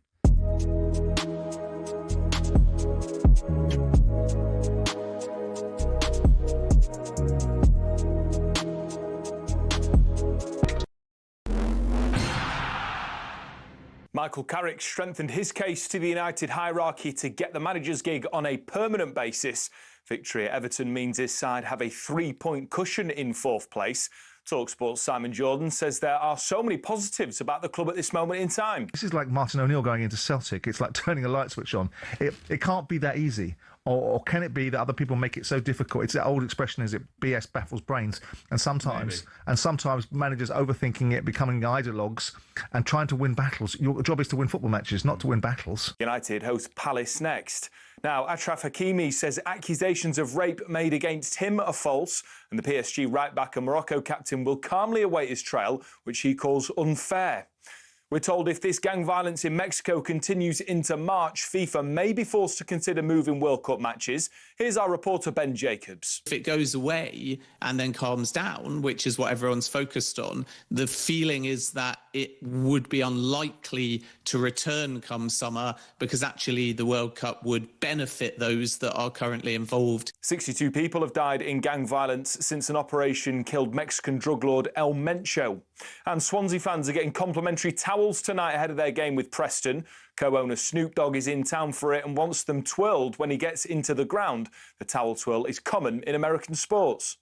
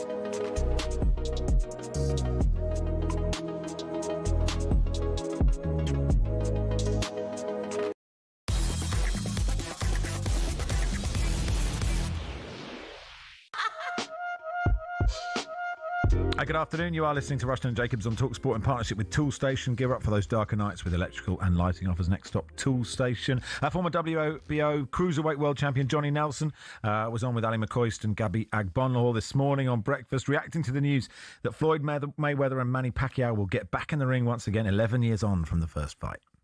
boxing's a complete and utter drug, and the best in our sport struggle to really let go. Even I think I can still fight, and I'm 59. Yeah. Could get in my head, but you've got to remember when they boxed in 2015, they were past the best then. Yep. And the expectation, all the excitement, all the chat, and all the chatter, it was all there because people were thinking, "Oh my God!" And they were stuck in nostalgic times of thinking they were the fight they were 5 years before that. So now, 6 years on, 6 years on. What more would you expect? They're both going to be slower. They're both going to be, you know what? There may even be a difference in the result. Let's talk to Spencer Oliver. Joins us now, talkSPORT's boxing pundit expert. Hey, Spencer. Max, how are you doing? I'm all right. Andy? What do you make of this? I mean, boxers coming out of retirement feels like it just happens all the time. Absolutely. Listen, we live in that world today. You know, we're getting these exhibition fights. We're getting boxers coming out of retirement. We're getting boxers wanting to scratch that itch one more time. I get it. You know, I think that you look at Floyd Mayweather last fight against Conor McGregor, in which was really an exhibition type fight anyway. That was back in 2017.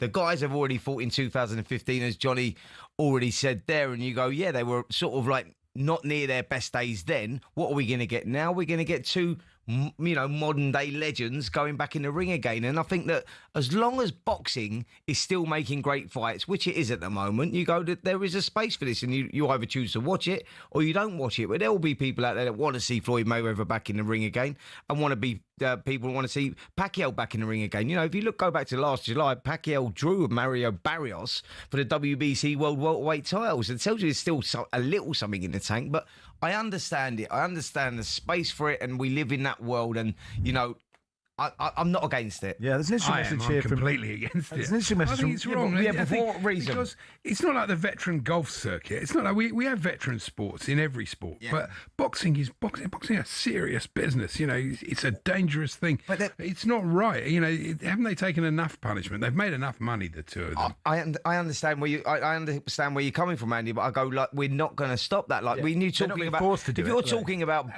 like barbaric circumstances, and you go Jake Paul versus Anthony Joshua, you go, now we're talking like this is dangerous territory. You know, when you're talking about health of fighters, you look at that and you go, like, how can you let this YouTube kid who's just never really boxed anyone of any substance get in against a former two-time world heavyweight champion? So it is going to happen. We can't stop it. So I just sort of embrace it and go, well, listen, if you want to watch it, watch it. If you don't, you don't. But, yeah, that's true. You know, there's a message here. You're not forced to watch. No, absolutely. There's a message here from Grace. It's like, I'm a fight fan. I'm not a boxing purist. I would just as happily watch Lampard v Gerrard or Clooney versus Pitt than I would watching pro boxers fights. It's about the story, not always about the skill level. That's Brian. And I suppose that is an interesting... There's just going to be purists who are purists. And people who, it's like people who want to watch Soccer Aid. I don't want to watch Soccer Aid. Yeah. But like people do, that's fine. And I'll tell you something else, Max, as well, that we've got Netflix now that's come into this space, right? And Netflix do, you know, a great job, and it's all about the entertainment world. And what we're going to get here with Netflix, Manny Pacquiao and Floyd Mayweather, is that you'll have documentary build-ups on these two guys, you know, going back on their stories. People will really enjoy that build-up until that final fight. Then we get the fight, and you get to see your heroes back in the ring again. So I understand it's a different space. Yeah, ultimately, they're getting in the ring and they're fighting, and they're going to look like two old guys that are way past their prime. But that's what we choose. You're not tied to watching that. And by the way, you're not going to get a subscription where you've got this subscription model where you go, what, I've got to pay 40 quid to watch two old geezers have a fight? No, you haven't, because it's on Netflix. Everyone's got Netflix. And if you haven't got Netflix, then you might have to pay some money. But majority of people have got them. They've got 335... Yeah, but what I'm saying is that it's part of the package. Yeah, you don't have to pay like. I love Soccer Aid Day. See, I think that's different. When you see great players have still got those skills, sure, you know, and they're not going to get hurt. That's the difference. No, I mean the danger thing, and it's a personal choice, right? And I suppose that's the interesting that Johnny Nelson said, like it's a drug, right? And I suppose it's a lot of people who retire, and boxers retire quite young. They've got a lot of life to live. They've got a lot of money, but they're sitting around, you know, what's your motivation? You've got to have ambition in your life to do something. Otherwise, you just sort of degenerate. It's the ultimate gladiatorial sport, right? And for a boxer's life, to explain what a boxer's life is, he wakes up in the morning, like your life is, like boxing doesn't go around your life goes around boxing. You wake up in the morning, you're training, it's military training, you get up, you run in the morning, you train in the afternoon, you train in the evening, you eat, you sleep. and it's repeat. And that's what happens. So when that's gone and that boxer loses his identity as a fighter and he has to turn into a normal civilian, life can be very difficult to adjust to. And that's basically where these guys struggle with life after boxing, finding that discipline, that direction. When you've got a load of money in the bank and you've got to wake up and you've got no real purpose, what is it? The only thing that will get you going again is by getting back in the ring. So I sort of understand it from their point of view. Whether that's right or wrong is a whole different conversation, but I understand why they want to scratch that itch again. It's like Andy. It's how Andy approaches broadcasting. But it's the whole point of that is, okay, so they do that, but then they stop again, and then there's another itch. Yes, eventually, you have to learn to live without boxing. Otherwise, how do you live? I totally get it. Listen, I understand that side of it, but I'm just explaining the side of it from their point of view and why they are. And you're right, Andy, in what you say. You go, at what point do you stop, and at what cost, more importantly? Because it's not like, there's not, they're not inflicting damage on each other. And I think it is a young man's sport, and so whether you think it's right or whether it's wrong, it's entertainment. It falls in Netflix and people will watch it. Yeah, I was trying to make a joke, Andy, while I was talking over you, saying this is how Andy approaches broadcasting. It's broadcasting owns him. He doesn't own broadcasting. That's why he can't retire. It's like military training. He's up and he's practicing the show in the morning, and then he's doing the godfather of broadcasting, mate. That's what's happening. He can't stop. And people say it's dangerous that he's broadcasting at this age, but he still does it. But if I retire and then I come back, oh, what a moment that will be! Think of the subscriptions there'll be. He's back. Andy Jacobs is back. Conor Benn has left Matchroom, which means much more to you than it does to me. Spencer, explain why this is significant. Well, listen, I've said this. I just said it on Talk Boxing that we've got coming out tonight. We had Josh Kelly on today, and we were talking about that was one of the subjects. And you go, for me, it's the ultimate betrayal, because this is different circumstances to any other circumstance.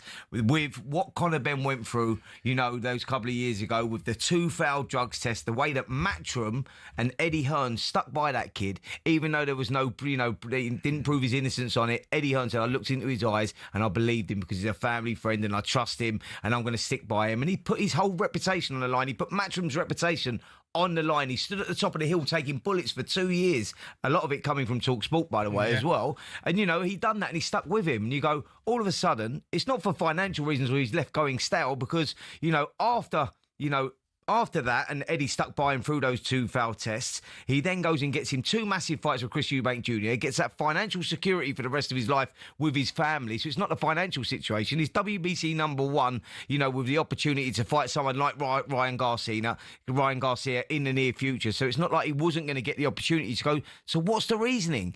And what's the reasoning from jumping from Eddie Hearn, who's got you in a great position, and by the way, you wouldn't be boxing today if it wasn't for Eddie and Matchroom and that whole circumstance around that, to going to Zuffa Boxing, Turkey Al-Sheikh, and Dana White, TKO, they're doing great things and they're going to be making big moves in boxing. I get that. I understand it. But I just didn't get this situation where you go, Conor's talked a lot about loyalty in his life and about sticking with people, and he's learnt that lesson through what he's been through, and there was only a few people around him that actually stuck with him in that time. Well, he's just shafted the guy that stuck with him in that time. The fact that he didn't, from what we gather, that he just got the lawyer to send an email or a letter. That's wrong. Sit down with Eddie and say to him, look, this is the situation. Yes. This is why I'm doing And that was the whole conversation today, Andy. It was not about the way that he'd done it. And you go, even if he did do it, you go, well, listen, Eddie deserves a phone call. You owe him a phone call, at least, just to say, look, Eddie, I've had a better offer. And even if you match that offer, I want something fresh, I want something new. And if you'd give him that phone call, you go, well, all right, look, listen. Yeah. It's quite hard for a boxer to say, look, I just don't like confrontation, so I sent you a text, isn't it? Yeah. Anyway, Spencer, always good to chat. Thanks for coming, guys. Cheers. And more on all of that on the talkSPORT. Yes, Talk Boxing's out tonight, 7 p.m. on the talkSPORT Boxing YouTube channel. Josh Kelly, main guest. Beautiful stuff. Thank you, Spencer. We'll do some Spurs in just a second. Some interesting news coming out of there, if it's ever interesting and positive. But no, this could be good if they stay up.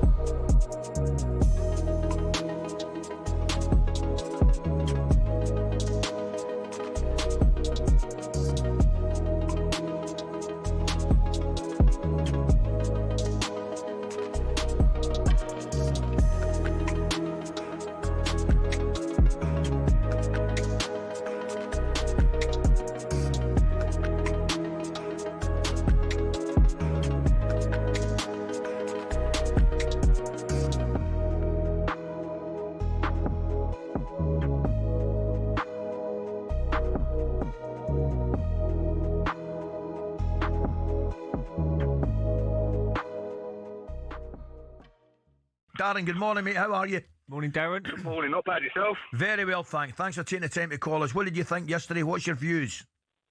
Well, at the end of the day, it's a bit of karma for Tottenham, isn't it? Going off for the back of what they did last season, the fans-wise, the mentality. Oh yeah, we'd rather lose a game so Arsenal don't win the league. So looks like they'll be in a relegation battle now, and it's come back to haunt them. You must be pleased with a lot of the performances yesterday. Gyökeres, it's still a little bit of a doubt in people's minds because obviously they've spent a lot of money. And he's had in different games at times, but he was brilliant yesterday. Best performance with an Arsenal shirt on, definitely. At the end of the day, he holds up the play well. You know what I mean? He brings other players into action and all that. And Arsenal lately, well, they're a team scoring team. You know what I mean? End of the day, it's not an individual. They can score goals from anywhere, But yeah, it's going to favour. There's plenty of points to play for. We're up against Man City at the end of the day. And you know what the score is to them. It's going to be down to the last 2 games. Yeah. 2 or 3 games. You know what I mean? At the end of the day, it's a marathon in this league now. It's not a sprint. Brilliant, Dan. Thanks for your call, pal. I'm going to move on. Thank you very much for taking the time to call us. We've got Paul. Paul's a Spurs fan. Maybe not just as happy this morning, Paul. No, mate, I've got disgrace really from our team. I wanted to phone up and talk about. No one seems to be talking about it. The foul by Kolo Muani on Gabriel yesterday. Yes. Shocking decision. Shocking decision.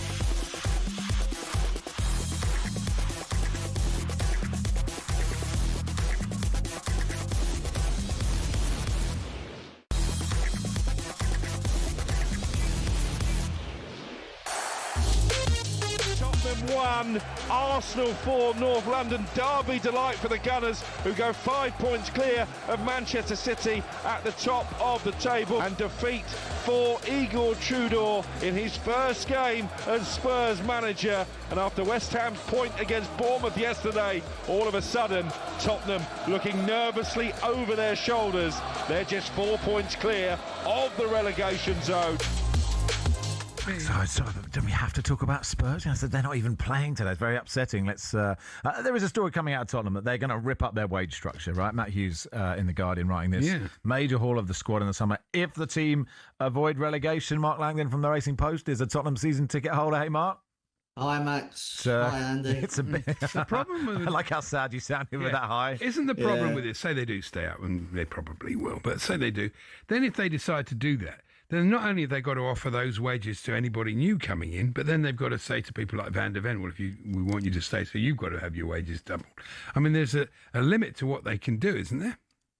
Yeah, I think as well, Andy. I mean, I think most Spurs fans would rather sort of believe in actions rather than the words. Anyway, since the Lewis family sort of took ownership, if you like, and I use that in inverted commas because obviously, ENIC have been running the club for a long time, although it was kind of under Daniel Levy. There's been nothing but these kind of messages coming out, but yet they, waited so long to change the manager.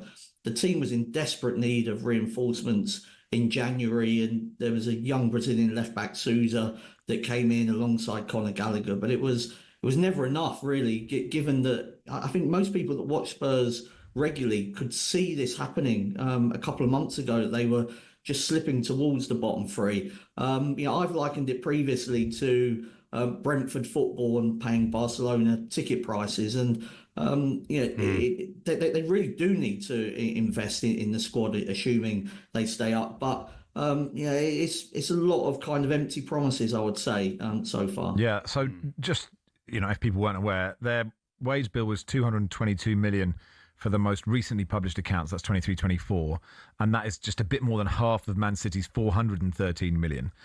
So that They must generate more match day than City do. Yeah, possibly. Not so much in prize money, obviously, but you'd imagine so. No. Yeah, so I mean, Tottenham's sort of wage bill to turnover ratio is the lowest in the Premier League. It's I think it's about 43%. In terms of European football, they'd be among the lowest there as well. Now, that's partly because that they do generate great revenue. They're in the top 10 for revenue, and the posters outside the stadium already for Bad Bunny, who's going to be performing. I think he's going to be playing in the 10 against Fulham. He couldn't do a worse job of trying to pass out from midfield, I would have thought. But so there's a lot of revenue that comes into the club. It's not gone into the kind of first team playing squad. And I think people have just become too confused with transfer fees. Now, Tottenham have wasted money in terms of transfer fees. No doubt about that. Recruitment has been poor. But there is a sort of direct correlation between sort of success and wage spend. It's much sort of more significant than transfer fees in sort of, in terms of most of kind of European football. Manchester United have been disproving that theory for a while. But, generally speaking, the more you spend on your players each week, the better your output. I mean, it's sort of common sense. But for too long now, Tottenham have been really focused on young players. And I'm sure that Archie Gray and Bergvall and players like that, in a couple of years really will be sort of top Premier League performers, but they've been in desperate need of sort of seasoned pros, and they're just lacking in that department. So I think it's a good idea for them to invest in the first team squad, but it does come with that if they stay up. God, it's a massive if. Well, it is, but look, they only need to win. They've got 11 games. They've got to win 3 games. That'll be enough, won't it? I would have thought. But I mean, all right, it's hard to see at the moment, but you know what our football's like. A surprise result can. What do you think, Mark? Confidence, Look, I think they should stay up. I'm not going to be overconfident. They haven't won this year. The football is getting worse. They completely outplayed by Arsenal for that entire 90 minutes on Sunday. But Arsenal's not really where you win your relegation battles. The fixture list looks more forgiving, I would say, if you kind of have a look at those home games: Crystal Palace, Nottingham Forest, Leeds, Brighton, Everton. There should be enough games there, as Andy says, to get the points to stay up. But the home form, has just been dreadful, to the point where, nearly lost to Wolves, they lost to West Ham. You can't really trust them to beat anybody sort of at the moment. And the injury situation is quite ridiculous. I mean, that's probably about the only thing that won't blame the ownership for at the moment. Although, when you do get a lot of injuries, is that in training? Is that the medical department? Is that players playing too often? There are lots of factors to injuries, not just bad luck, is it? So, and the other thing is, any manager coming in, say Tudor keeps them up and they decide to part company with him, which is probably what they're going to do. Attracting a new manager if Poch, for example, he's going to want to know that they're going to buy players and they're going to pay players properly. Otherwise, he'll never come back. Why should he? Yeah, I mean, there's only so much sort of love for a club you can have. You need to be able to, fight at kind of the levels that, as you saw on Sunday, just the difference between Arsenal and Tottenham at the moment is enormous. Dele Alli was brought out at half-time. It was kind of, look what you used to have. Jan Vertonghen, I think, was there the last home game before that. So, there used to be some real top players there. It's not quite the case at the moment. I think Pochettino's sort of heartstrings might be enough to sort of tempt him back really to North London, but there won't be a big queue of kind of top frontline managers that will want that job, even despite these promises. And again, I'll say that if they stay up, but you're absolutely right, Andy, that the new manager will want to know that ambition is part of it. I mean, Ange Postecoglou has referenced that, didn't he, in a recent interview with Gary Neville and co, where he said that they just don't act like a big club when it comes to wage expenditure. So they definitely need to change their approach because the evidence of what you're seeing out there on the pitch is probably a decade's worth of trying to cut corners financially. Yeah. What did you make of the Igor Tudor Van der Ven video that Spurs fans are desperately I couldn't see what was staring so at, wrong trying about to it. work out if that is, total disrespect this early, or is that just, the internet?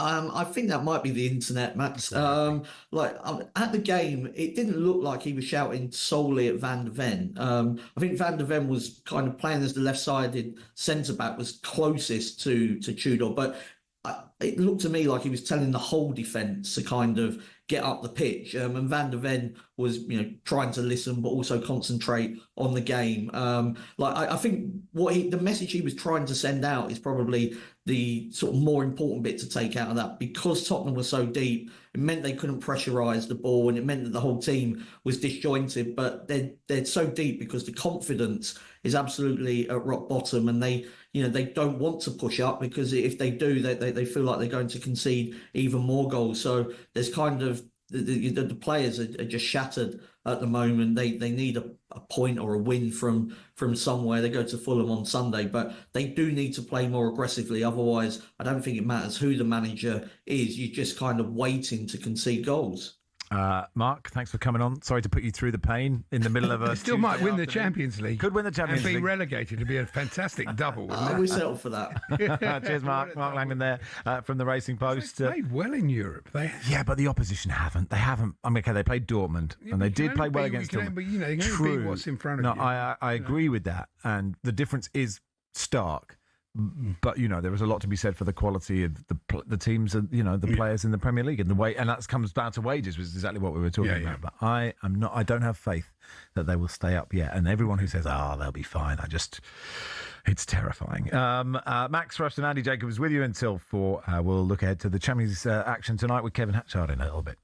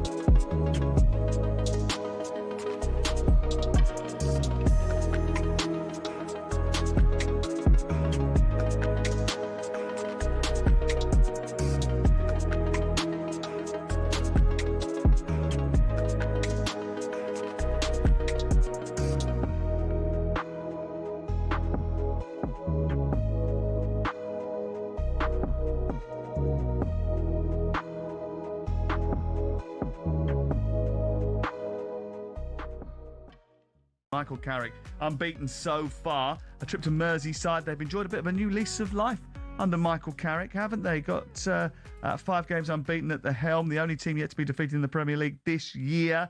And no side has claimed more points in 2026 than Manchester United's 15. But they do go to Everton.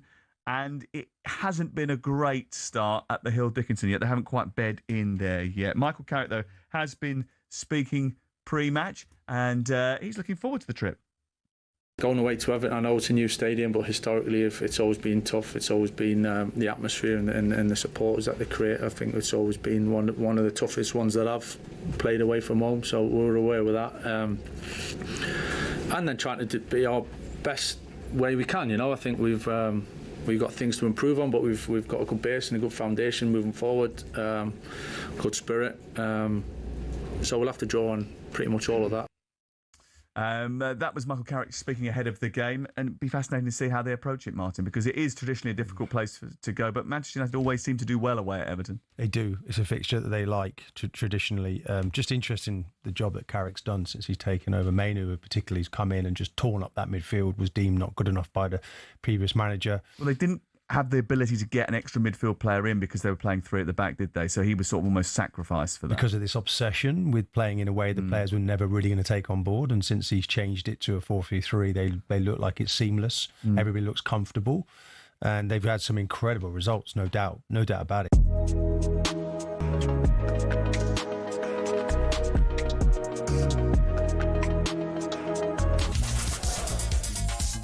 Hi, good afternoon. You are listening to Rushden and Jacobs on talkSPORT in partnership with Toolstation. Stay one step ahead, whatever the job. Next stop, Toolstation. After us, it is Drive with Andy Goldstein and Darren Benn. Kick off with Adrian Durham around the grounds. Commentary on talkSPORT 2 of that big game of the Championship between Middlesbrough and, I can't remember, Leicester, I'm going to say, but apologies if I'm wrong. And Jason and Jamie with the Sports Bar from 10 o'clock. Right now, it is 3 o'clock. Fletch has the sport. talkSPORT Sports Update, powered by the Nissan Van range, helping business owners to work better and live better. Search Nissan Vans or head to your local Nissan Van Centre. Good afternoon. England's bowlers continuing to do their bit in Candy with a T20 World Cup semi-final place in sight. Another wicket, talkSPORT's John Norman. Yes, England's bowlers are certainly doing a job on Pakistan. They got over or on top of them early, and despite 63 from Farhan, as well as a quick fire 25 from Zaman, Pakistan have been second best. 112 for 2, though. It looked like they might push on to a notable score, but wickets for Dawson and also the returning Archer with Rashid chipping in as well has just meant that they're actually in danger now of being bowled out. 1 over remaining in the innings. Pakistan winning the toss, deciding to bat. 154 for 8. There's full reaction with John and Harmy in the T20 World Cup Inquest show. You can listen over on talkSPORT 2 or watch on the talkSPORT Cricket YouTube channel from 5:30 this afternoon. Next, Michael Carrick continues to strengthen his case to get the manager's gig at Old Trafford on a permanent basis. Victory at Everton means his side have a 3-point cushion in 4th place. talkSPORT's Simon Jordan says there are so many positives about the club at this moment in time. This is like Martin O'Neill going into Celtic. It's like turning a light switch on. It can't be that easy. Or can it be that other people make it so difficult? It's that old expression, is it BS baffles brains? And sometimes managers overthinking it, becoming ideologues and trying to win battles. Your job is to win football matches, not to win battles. United host Palace next. And Achraf Hakimi says he's calmly awaiting his trial and the truth will come out. The PSG right-back and Morocco captain insists accusations of rape made against him are false. There's more on this at talksport.com. talkSPORT News. Rude, arrogant and entitled. Andrew Mountbatten-Windsor's taken a battering in the House of Commons, and Reddit fined for not keeping children safe on their platform. There's more from the news team at past. talkSPORT weather with QuickFit. With expert technicians in all our centres across the country, we'll keep your car's inbuilt safety tech in top condition this winter. Book today at quickfit.com. Across the northwest, breezy with occasional rain. Elsewhere, cloudy but mainly dry. Becoming brighter from the south this afternoon with some sunny spells.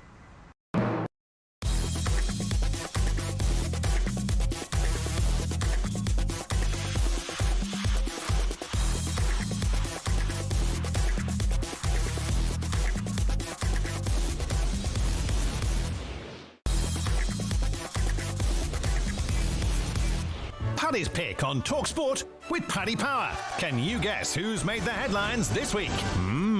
18 plus, begambleaware.org. Hey, good afternoon. Max Rush, Andy Jacobs with you till 4 time now for this week's Paddy's Pick in association with our official betting partner, Paddy Power. In Paddy's Pick, I'm asking Andy to identify a mystery sports personality who has made news headlines in the recent past. And is Paddy's Pick of the week. Andy, you'll get 5 clues to work out who it is. We start with £50 in the pot. For every clue you use without the correct answer, £10 gets taken away. All for charity. We're raising funds for Duchenne UK. Are you ready, Andy? Yes. Okay. Clue number 1. This week's pick is a Premier League star who's released by 4 different professional academies, including Arsenal, Fulham and Reading, before finally finding his feet in the senior game. Is it James Milner? Clue 2. Okay. 2019-20, he lit up the championship, winning both the Player and Players Player of the Year awards at Queen's Park Rangers. What year? 2019-20. It's like a clue, not Kevin Gallen. QPR. And he obviously went on to play for a Premier League team. He must have got... Oh, come on. Come on, Andy. Come on. Another clue. Not David Bardsley. Yeah. Not Trevor Sinclair. In 2025, he scored the only goal for Crystal Palace in their FA Cup final against Manchester City to win the club their first ever major trophy. Is it Elise? Yeah. Only go Eberechieze, of course it is. It is. Okay, I'll give you that because I hadn't given you clue 4. So you got it on the third one. That's 30 quid.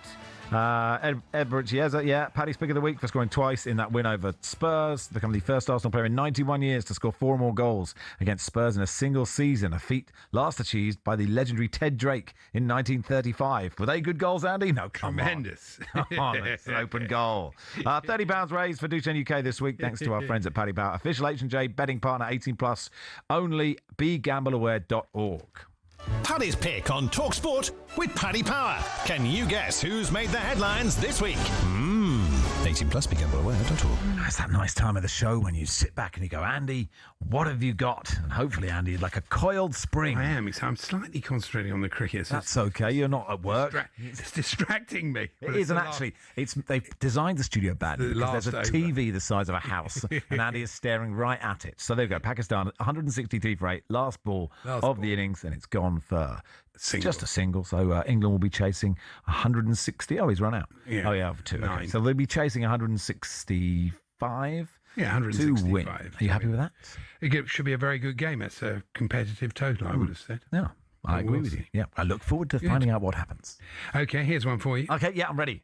Curacao coach Dick Advocaat has stepped down just 4 months before the tournament. Oh, dear.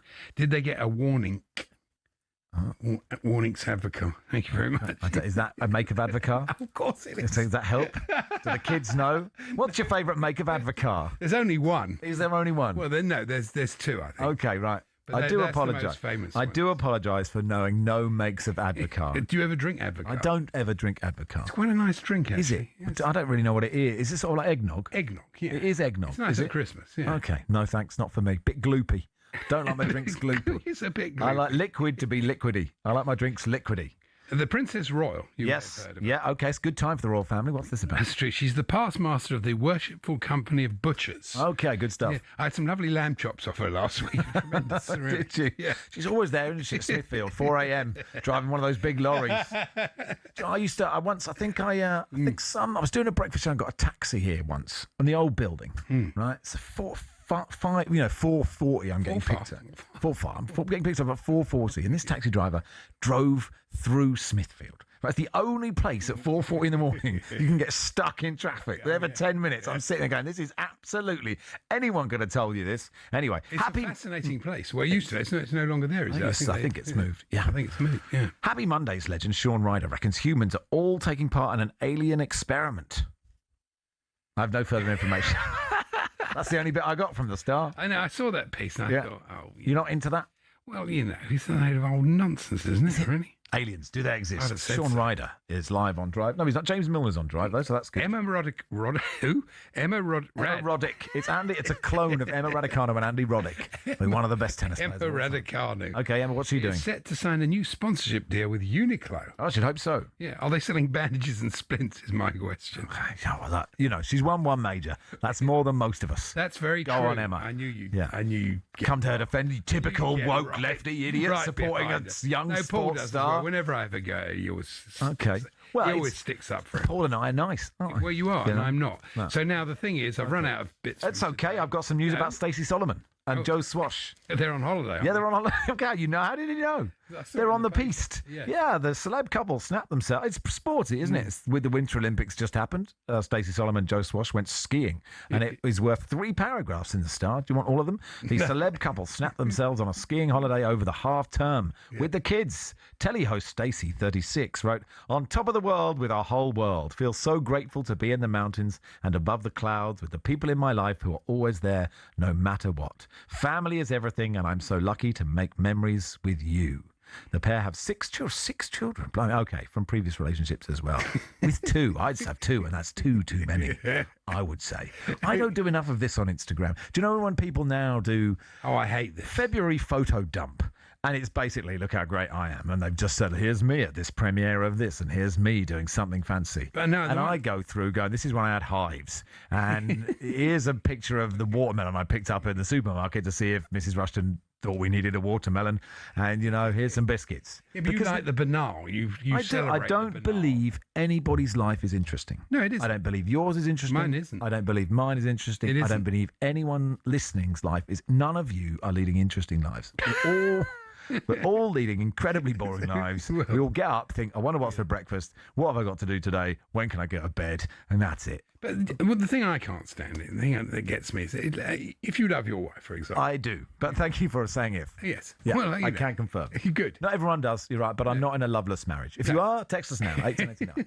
Yeah, okay. So presumably, when you want to say to her, Jamie, I love you, you just tell her. You say to her, you're really lovely and I love you. No. We only do it on social media, of course. No, I totally agree. You know what I mean? It's even better when people say, Happy Father's Day, my dad's the best thing ever. And you go, your dad isn't even on Twitter. What I like to do is take a picture of someone that isn't my dad and say, Saul from Homeland. So I could take a picture of you and say, Happy Father's Day. I should do pictures of Raquel Welch and say, Happy Mother's Day. Here was you back in the day, Mum. Yeah, it really is annoying, isn't it? That's a good idea, really. Do you want some column fodder? Please. Okay. I want nothing more. I genuinely mean that from the bottom of my heart. I love column fodder. I know we have to interview stuff and do talk about the sport bit, but this is the bit I want. Stockholm will give you a warm glow, she says. Will it? If I was a city planner, I'd use Stockholm as my style inspiration. Who's saying this? This woman. Okay, this woman. I don't like to name these. Okay, really? Okay. Well, it seems a bit cruel. If you don't know who it is, then it's fine. Okay, tell me about the urbanisation. And if you do know, you know who I'm talking about. But you don't need to sort of. I see. Okay. I don't need to make enemies. No. Otherwise, she'll start writing about you know all my enemies. Keith Hackett, Simon Jordan. I've got loads of them. It actually is. It's Keith Hackett. It's Keith, that's a column. So tell me about the urbanisation of Stockholm. I'm all ears. Keith said, visiting the Swedish capital last week, I was struck by how it never looks depressing, despite the lack of sunlight in winter months. I didn't mention anything about refereeing. Very colourful. Stockholm's streetlights don't have the ugly glare of those in the UK. They're a mixture of historical and modern, but even those with LED bulbs shed a warm glow.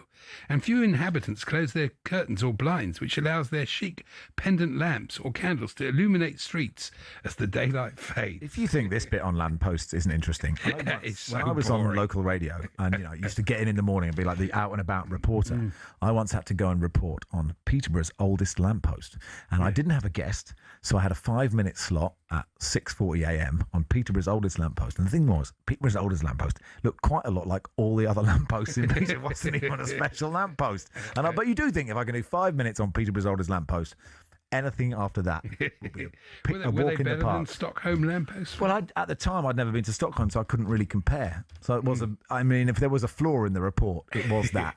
Yeah. I may have mentioned yesterday Ian Owen of Wallington. Yes, Ian Owen. Welcome to the show. Who does tend to add nothing in his letters. And here's a classic one from Ian. It's number 10 on my list. Okay, good stuff. Reigning world darts champion Luke Littler took little time to beat David Davis and progress further in the PDC Championship.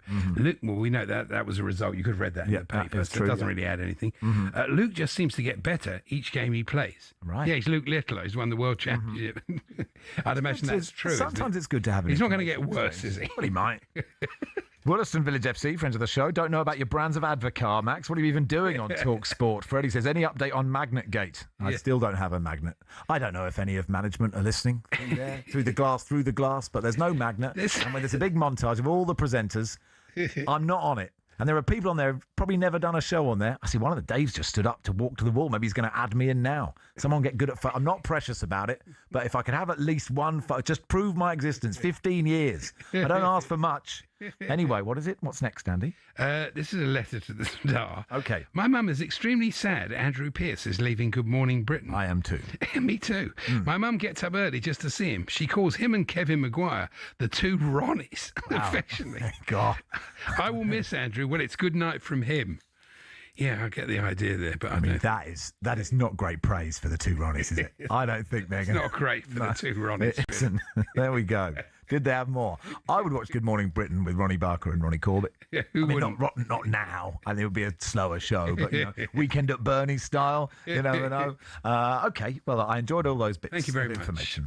More of those tomorrow. You're listening to Rushden and Jacobs. No, you're not Baker. Oh, yeah, that's getting ahead of myself. That's the one I'm really looking forward to. Oh, he's good. That Charlie. Rushden and Jacobs. That's who you are on talkSPORT in partnership with Tool Station. Stay one step ahead, whatever the job. Next stop, Tool Station.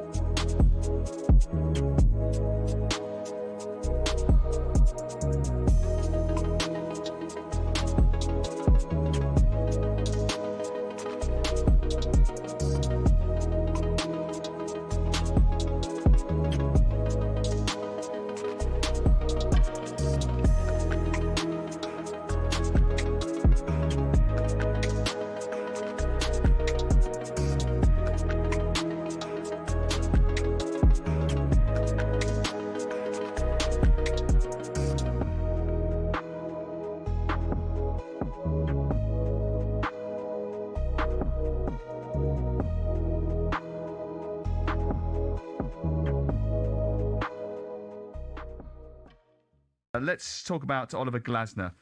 Yesterday, the Palace fans who are putting up with a bit of a poor run of form, just 2 wins in 16.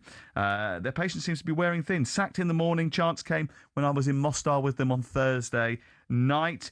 They were not happy with Oliver Glasner yesterday. They held up a banner claiming that he is finished at the weekend. This is what he said during the week. He said, they can say and sing whatever they want. I know what I am doing. I would say the most important thing is stay humble. I think it's the same for the fans. Stay humble. Never forget where you're coming from. I think a few who are so critical in this situation are not humble anymore. Forget where you are coming from, and usually in life you are punished for this. Has a manager ever been as blatant about wanting to get sacked and leave the club with a payoff as Oliver Glasner? And Is that what you think he's doing? Yeah. Yeah. Do you not? No, I think just being honest. I think he's got a view. I think he's made his decision that he wanted to leave. There's lots of reasons why he wants to leave, and some of them are justified. The manner in which he's done it, I think, is poor. The manner in which he's communicated is poor, and now what he's doing is pushing back because it's coincided with the perfect storm of saying he.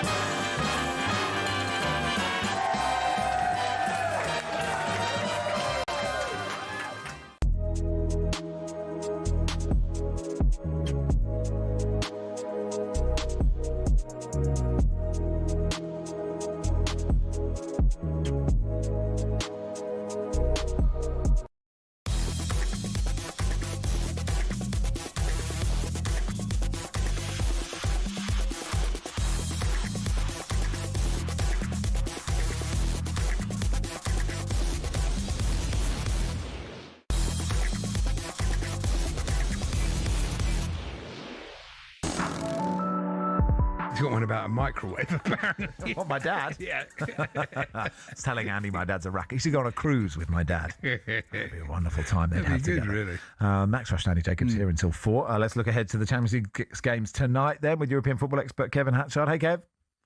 Afternoon, gents. How are we? Yeah, really good, thank you. Look, Inter Milan Bodo is set up brilliantly, isn't it?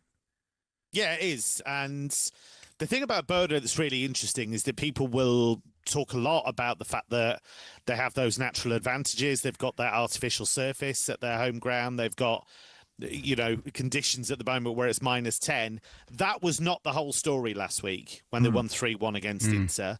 They played them off the park at times. I thought the combination play in and around the penalty area was excellent. They defended superbly, and they fully deserved to win that game. So while their away record is nowhere near as good as the home record, they did go to the Metropolitano and they beat Atletico Madrid. So I think they've taken great confidence from that. So yes, Inter are favourites to win the second leg, and maybe still a lot of people's favourites to go through. But Bodo are not just going to roll over for them. They're a proper team. You may have heard a grimace from Andy as Salt's been caught behind first ball for England. Dear, that's a disaster. No, it'll be all right. We've got some other batsmen. We'll be fine. Look, sorry. That's not good. So. No, it's not. You're correct. It is not a good What start. about Newcastle Carabak? Any chance there? No, I want to ask one more Bodo question before we get there, Kevin, because you're right about that win at Atleti. And they are like quite often with like small teams, you peel back the curtain and actually there's some arms dealer that owns them or something like that. But this is just a good news story. This is all good. Yes. Hard as it is to believe, this is actually genuinely a good news story. And I think what's been really interesting about them is that they haven't just come out of nowhere. They've built this over the last few years. They'd never won the league before 2020, and now they've won it 4 times. They've been playing a lot of football in the Europa League, in the Conference League, and you look at the list of teams they've beaten, it is phenomenal. I mean, they've beaten Roma, they've beaten Lazio, they've beaten Porto, they've beaten Dinamo Zagreb. They've racked up these wins. Man City now they've beaten, Inter they've beaten. It's extraordinary. And Kjetil Knutsen, the coach, is the guy who underpins the whole thing. He's been linked with a number of clubs down the years, he's always decided that he wanted to stay put in Norway with Bodo, and they've really built something. And the fascinating thing about their team is that they've had 3 or 4 guys go away from the club to go to bigger, in inverted commas, clubs, and it hasn't worked for them. And so what you tend to find is when players do that, they'll try and stay at the level. But actually, they've just gone back to Bodo because they've realised that was where they played their best football, and they're playing superbly. It's like they've never been away. It's interesting, though. Tonight, they're Inter are heavy favourites to win the match. So it's if they can, it's obviously about can they claw back that deficit. But, yeah, it should be fascinating. What other games are taking you? Obviously, we joke about Newcastle, Carabak, but Newcastle... I have no Just imagine if Carabak did. No, it was an astonishing result. Can you believe this? No, but it was an astonishing result considering Chelsea went there and could only draw. It was a very good performance from Newcastle, wasn't it? I thought it was one of the best first halves in the Champions League I've seen this season. They were phenomenal, Newcastle, last week, because physically, in terms of the intensity, Carabak couldn't live with them. And you're right, Carabak drew with Chelsea. They've beaten Copenhagen, which I know is not a great result, but for them, having not been in the league phase before, they were 2-0 down at Benfica, came back to win. And so they've had some really good results in the competition, beat Eintracht Frankfurt 3-2. So they're at this stage on merit, and Newcastle blew them away. It was a really impressive performance. Atletico against Club Brugge is pretty well poised, isn't it? 3-3. Quite exciting, I suppose. Home advantage for Atletico probably means they'll go through. What do you think? Yeah, I think so, but I think they are wary of Club Brugge. There's no doubt about that. And I'm really enjoying this new age of Diego Simeone football, because I think there is still this lingering idea of, they're gritty and they'll draw 0-0 or try and nick a 1-0. Not anymore. It's goals galore. They're scoring loads, they're conceding loads. I mean, they blew Barcelona away very recently in that Copa del Rey tie. They were 4-0 up at half-time in that first leg and were absolutely outstanding. But then recently lost 3-0 at Rayo Vallecano. So that solidity that Simeone's sides once had, very much out the window, but they're a hell of a watch. Simeone will be there forever. Yes, I imagine so. I imagine when we're all long gone, he'll still have found a way, AI assisted, to still be there, prowling that touchline. It is extraordinary, isn't it? It's extraordinary for any manager at a club of this size. He's had a lot of success. He knows the club really well. Who else are they going to get that will do better? No, I don't think they should get rid of him at all. Like the incarnation of Simeone, he's like a brilliant character to have. I just think it's interesting. I guess Pep is in the same boat, right? And I think it's fascinating, Kev, that someone like Simeone, who is volatile, right, has just found his place. Sometimes you find your place in life, and he has done it. Yeah, and he's kind of created this club and this team in his image to a certain extent. They talk about Cholismo and they talk about this kind of way of playing, and he's got that link with the fans. And what's interesting is that he's raised the expectations and they haven't always hit them, but they've backed him every time. In terms of his situation, being one of the best paid coaches around doesn't do him any harm, I imagine. So that's always kind of kept him there. But he's been linked with Inter before. He's been linked with Italy really, really strongly. And I think the feeling was that eventually that's a move that he would make, but he's stuck with it. I think they can win the Copa del Rey, absolutely. I think there'll be awkward opposition for anyone in this competition. I don't think they can win it because of that lack of stability defensively that they now suffer from. But there'll be awkward opponents for somebody. I think they will go through tonight. Yeah, I mean, Leverkusen probably will go through. They're 2-0 up on Olympiacos. But actually, that first leg was pretty tight, wasn't it? Until Patrick Schick just had a good 5 minutes. Yeah, scored a couple of goals. He's the first player for Leverkusen to score a couple of Champions League goals in a knockout game since Ballack did it against Liverpool, which I think was 24 years ago. So it's been a while. I'm not quite having Leverkusen at the moment. I think they are still finding their feet under Kesper Ullmann. They have a lot of players that they brought in the summer. Obviously, they had that bizarre start to the season where Erik ten Hag came in and lasted 3 games. And actually, it was the right decision, I think, because that wasn't working at all. But there are lots of players there that aren't quite settling, I think, at the moment. I think it will come, but you can't lose Wirtz, Xhaka, Frimpong, Tar all in the same summer. and expect to still hit the heights they were hitting before. Good point. Enjoy the games, as we will, Kev. I just want to say, Kev, I saw you tweeting because you like wearing different T-shirts, and occasionally you go on like Sky Sports News and viewers lose their mind that someone isn't in a roll neck, and I really enjoy It's the check shirt, T-shirt, check jacket, T-shirt combination. That you stick with it, and people just can't. It just people's brains explode. And it's going to carry on. I'm wearing a Spectrum top today, as you'll have noticed, showing my age once again. Look, class from an Amstrad CPC 6128 fan. Both visions in green today. You absolutely are. Thanks, Kev. Good stuff. Cheers, gents. Kevin Hatchard there, European football expert. Lovely. What's the commentary of tonight? Do we have Newcastle Carabak on talkSPORT? Is that what we're doing? What are we doing?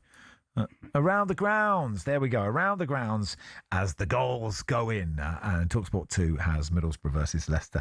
From the Championship, Drive is up with Andy and Darren at 4. Martin Lipton will join us and we'll talk about this weekend's IFAB meeting. God, I'm furious with IFAB. So I'll see if Martin can... They don't listen to me. No. They don't listen to me, but maybe they'll listen to Martin. Martin Lipton, Sun Chief Sports Reporter, will join us and we'll chat to him in a second.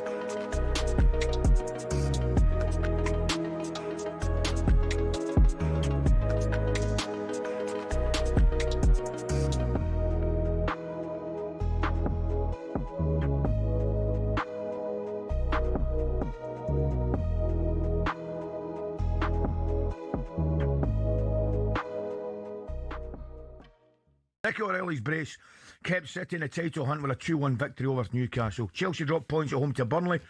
Excuse me. Liverpool strengthened their push for Champions League football thanks to a late controversial winner from Alexis McAllister. That was an interesting game. I thought when I only watched the highlights, I thought Forest actually played well. Brilliant, yeah. But there's only one place we can start, as Arsenal made a title statement again in the North London derby, defeating Spurs 4-1. Incidentally, had 3-1 in McCouten to restore their 5-point lead at the top of the table. Eze was Tottenham's tormentor again. He now has 7 goals in his last 4 games against Spurs since last May. Arsenal manager Mikel Arteta said he stepped up another level last night. I mean, he scored 5 goals in the last 2 games against them, which is extremely difficult to do. But I could see that he wanted to prove something. He was upset, even with me, because I didn't play him the other day from the beginning and some of the decisions that I made. And I started to understand how we're going to get the best out of him now. Okay, Ray. Joker has also grabbed a brace. Arteta said it was his best game in a Gunner shirt since his summer arrival in Sporting Lisbon. I think that's a fair comment as well. Absolutely. I think his movement was much better. Yeah. He was involved in more. He looked more of a threat in front of goal. You know, the positions he took up were so much better. If you look at his last goal, just running down that sort of channel, and you know he can cut inside and go for that far corner. I thought the first one was a great goal as well. I loved his first one, mate. Really good goal. I loved his first one. Good ball into him. Yeah. Good first touch. First touch made it for him. Yeah. And then he could whip it with that bit of pace, pace and power to beat the goalkeepers.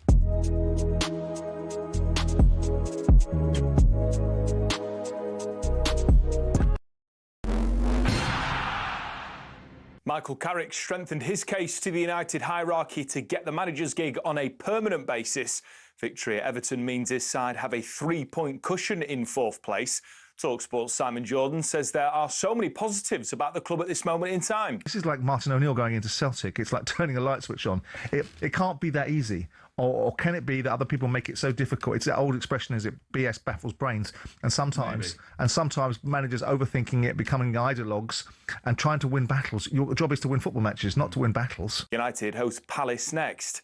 Now, Achraf Hakimi says accusations of rape made against him are false, and the PSG right-back and Morocco captain will calmly await his trial, which he calls unfair.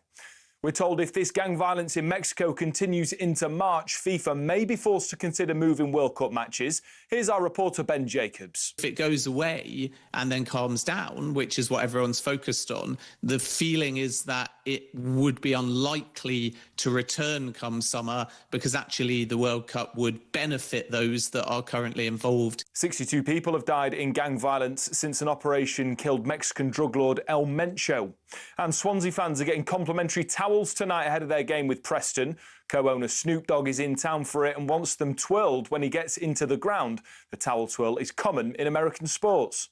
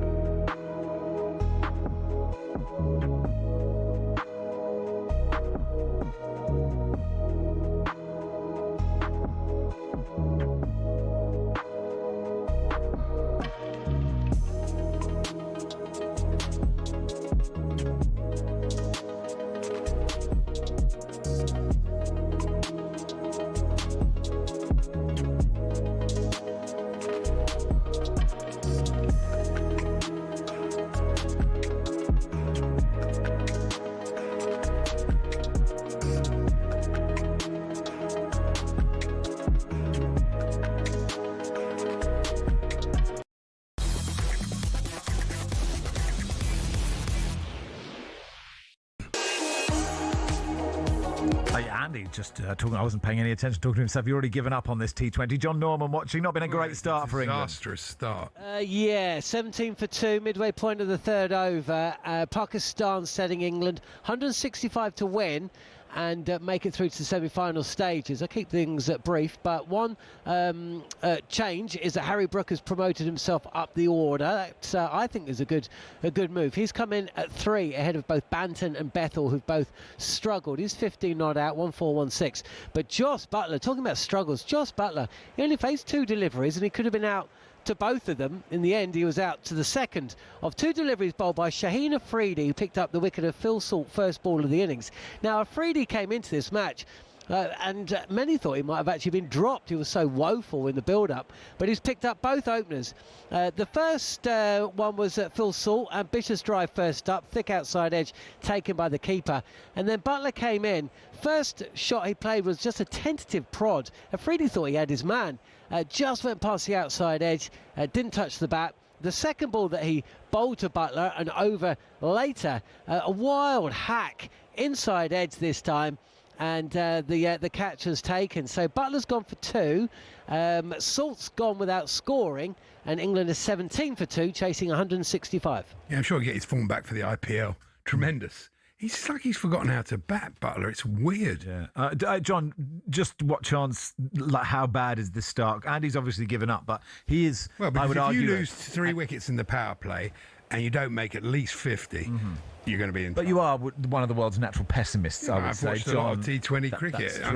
That fact remains. Okay, England got off to an equally bad start, you could say, against Sri Lanka. They were 37 for 2 at the end of the power play, and they won that one comfortably. Do you know what? A question I mean, this is for another day, but when you consider just how much T20 cricket is played at the moment, it surprises me just how bad most of these teams are. There's no good teams. South Africa, maybe. Yeah, they're the best team. And then West Indies have actually been really impressive, but they'll probably lose in the semi-finals. But it is a surprise that when you consider that this is the format that they all play at and earn the most money doing, that there are so many poor teams in this T20 World Cup. Good point. Thank you, John. Cue Martin Lipton's music. One kiss is all it takes. Falling in love with me. Possibilities. Yes, Martin Lipton, Sun's chief sports reporter, joins us ahead of this weekend's IFAB meeting in Wales. You get all the good gigs, Martin. No one gets a good gig like me. Great trip down from Paddington to Cardiff on Friday afternoon. Joy of joys. Now, what happens? I am so angry about the handball law, Martin, and especially in the Champions League. Like, it drives me. They're not even talking about it this week. Are they not even talking about, like, do they listen to anybody? Like, do they listen to the PGO MOL? Do they listen to anybody? I think they're ruining the game, Martin, and I don't know who to complain to.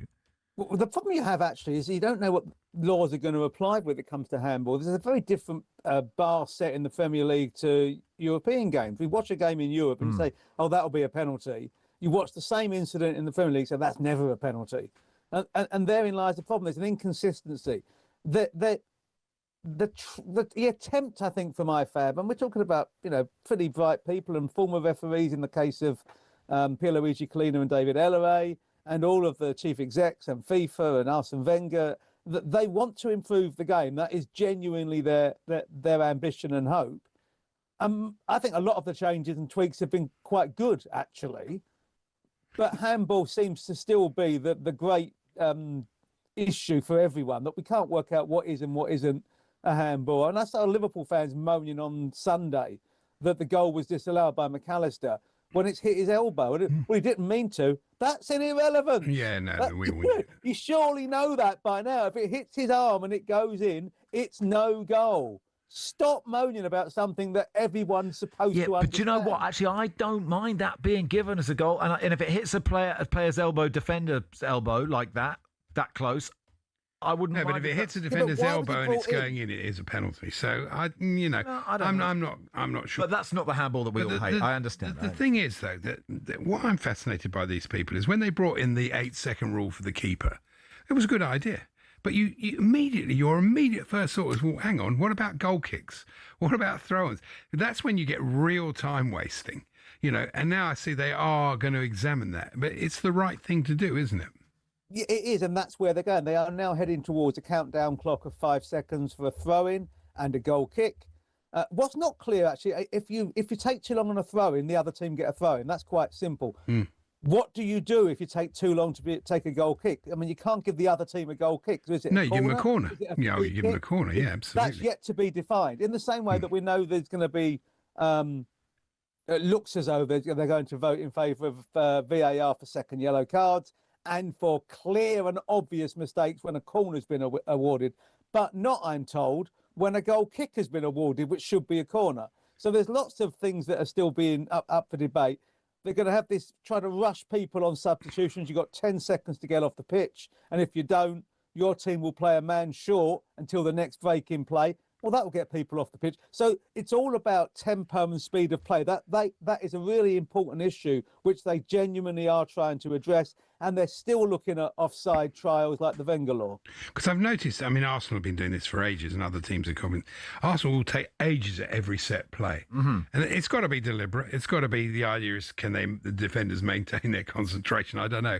But that we could do without that. And again, what are we going to do with somebody like Coyote? He's got a great throw for Brentford. But if they are going to bring in a time limit, he's going to have to be sprinting over.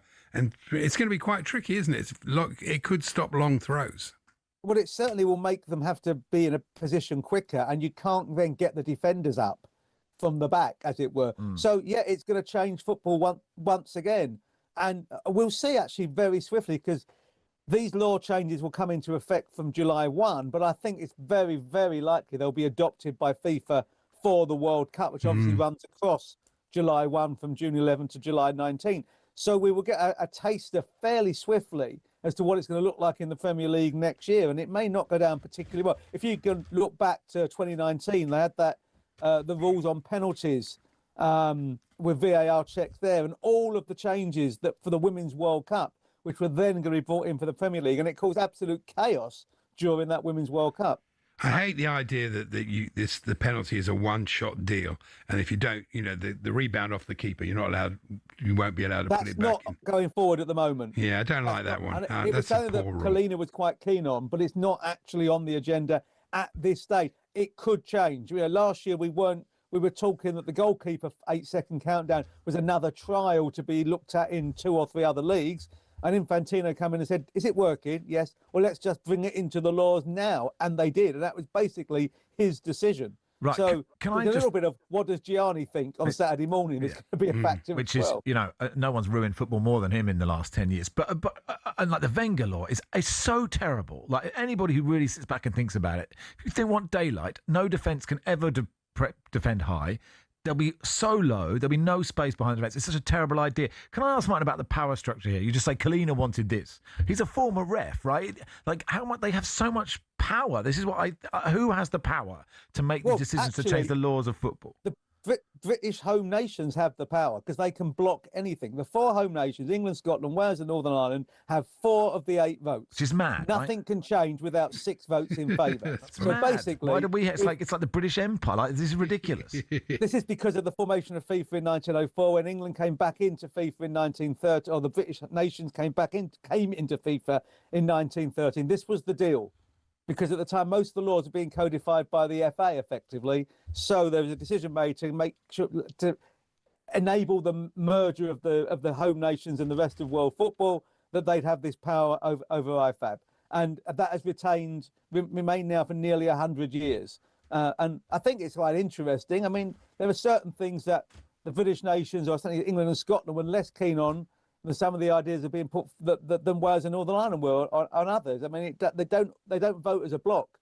At times it's been 7-1 or 6-2 with either party. FIFA's 4 votes though do vote as a bloc. Right. Whoever the 4 men selected by or women selected by FIFA, they vote as a bloc. But surely that has to change. Surely it'll change. Like there's no reason why the home nations should have that much power. It's just more. Are there any? We gave the world the game. Well, yeah, of course we did. But you know, but like, is it? Will there be a stage where other stakeholders have a say, rather than these 8 people and Gianni saying this is what I want in football? You know, football fans, football administrators, players, etc. Oh, you don't expect players to have a voice. Come on, it's football. To be fair, a lot of the players don't know the laws anyhow. No, that is true. That is true. Just in terms of the flow of the game and why we love the game. Like, handball is like, and it's got to the stage now where, like, we all, because it's so tribal, go, oh, that must be a handball, I want this penalty. And we've forgotten how ridiculous it is that the penalty is such a big... You know, it's getting an 80% chance of a goal because someone's put a cross in and it's hit someone's fingertips. And that's a main reason behind Kalina's argument that you should only get 1 go at it, because he says most of the time a penalty is awarded for a situation where the chances of a goal are far less than giving a penalty kick. So why should you get 2 chances? I would, any handball, apart from if it's going in, just have a free kick in the box. If you're going to penalise all these handballs, everyone loves free kicks in the box. It's less likely to be a goal. It's more entertainment. Too many penalties. I'll stop ranting because I'm probably boring everyone else now. Anything else happening there, Martin? Well, I said the offside thing, there'll be more trials of daylight. I think they're trialling daylight to prove it doesn't work. Okay, that's good. I think you end up going to the idea that was also one of Wenger's, which is torso. Onside, if your torso is in front, you're offside. So you basically have an overlap of maybe 20 centimetres, as opposed to effectively 2 metres if you can overlap limbs. And also it then would bring professional football more close to park football. Because when I run the line on a Sunday morning in the Surrey Youth League, which is occasional, quite regular, I look at shirts rather than toenails. You just do. So you'd immediately bring the game actually more back to the grassroots. I don't think that's a terrible idea. I don't think it is. Oi, Lino, who's that Lino? Lipton, rubbish. Thank you, Martin. Get that as well, don't worry. Yeah, who's that Lino? Lipton, rubbish. Thank you, Martin. Get that as well, don't worry. Yeah, enjoy the conference if you can. Martin. Thanks, Martin. Let's go back to John Norman. Another Bethel, wicket. I mean, it's just ridiculous. He gives her life and then he goes and does that, honestly. What a life as well. I mean, I'm not sure I've seen many worse drops in the field. That gave Jacob Bethel a reprieve, went on 7. Big top edge, went miles in the air. The keeper possibly got in the way of Tariq, who you were talking about with Mark Butcher before the game. He got 2 hands to it. 2 hands and still managed to drop it. It was absolutely amateur hour. But unfortunately for England, Jacob Bethel couldn't capitalise, because in the very next over, a third wicket for Shaheen Shah Afridi, and he's just picked out the man at deep backwards square leg. I mean, there's only 2 men out. He's still in the power play, and he's hit it straight to him. So poor cricket all round. At the other end, though, Harry Brook promoted up the order to 3. He's 25 from 15. I mean, look, if he stays there for 10 overs, England win this game easily. The problem is if he goes, then Pakistan well on top. England do bat so deep, though. They can afford to lose another one, possibly. But the odds have Pakistan heavy favourites from here. 129 needed for England, 90 balls to get them in, 7 wickets in hand, 1 over of the power play remaining. They're 36 for 3. You came in with a spring in your step today, Andy. England drive me mad. They drive you mad. They're just stupid the way they play. That was an absolutely ridiculous shot from Bethel. It was madness. Do you think sport's good for you, Andy? No. Should you give up? You could still do the show. There's the columns. There's the Daily Star. There's Brian in Pontefract. Brian Linford. Yeah, you'd be all right. You could still get a couple of hours out of that. Let someone else watch the sport. It's getting you down, isn't it? We'll do some Newcastle in a bit, and then Andy Goldstein, Darren Benn will take over with Drive.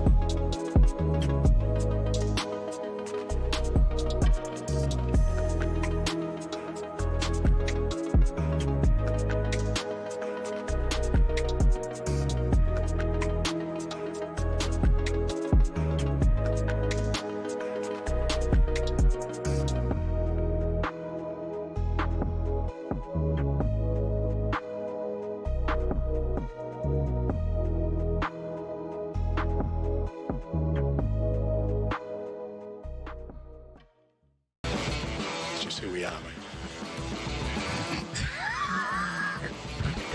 mate. God, just get on with it. Has anyone seen Tottenham Hotspur? Can you hear me, Spurs? You must have won hell of a whooping, Jamie. Are the Europa League champions? Ego ball. Can you hear me, Ego ball? You must have won hell of a beating, Beyonce. Chicken. Thomas the Frank engine. You must have won hell of a whooping, the big cock. Skywalk, Beavertown Brewery, the SA signing. Has anyone seen the SA signing? Has anyone seen the SA signing? Morgan Gibbs White signing. Can you hear me, Morgan with Gibbs White signing? You must have won hell of a beating the Williams signing. Don't do me a favour. The referee's headset. Big Ange, AJ Tracy. Big Ange, AJ Tracy. The Seven Sisters Railway Line. Adele, Alan Sugar.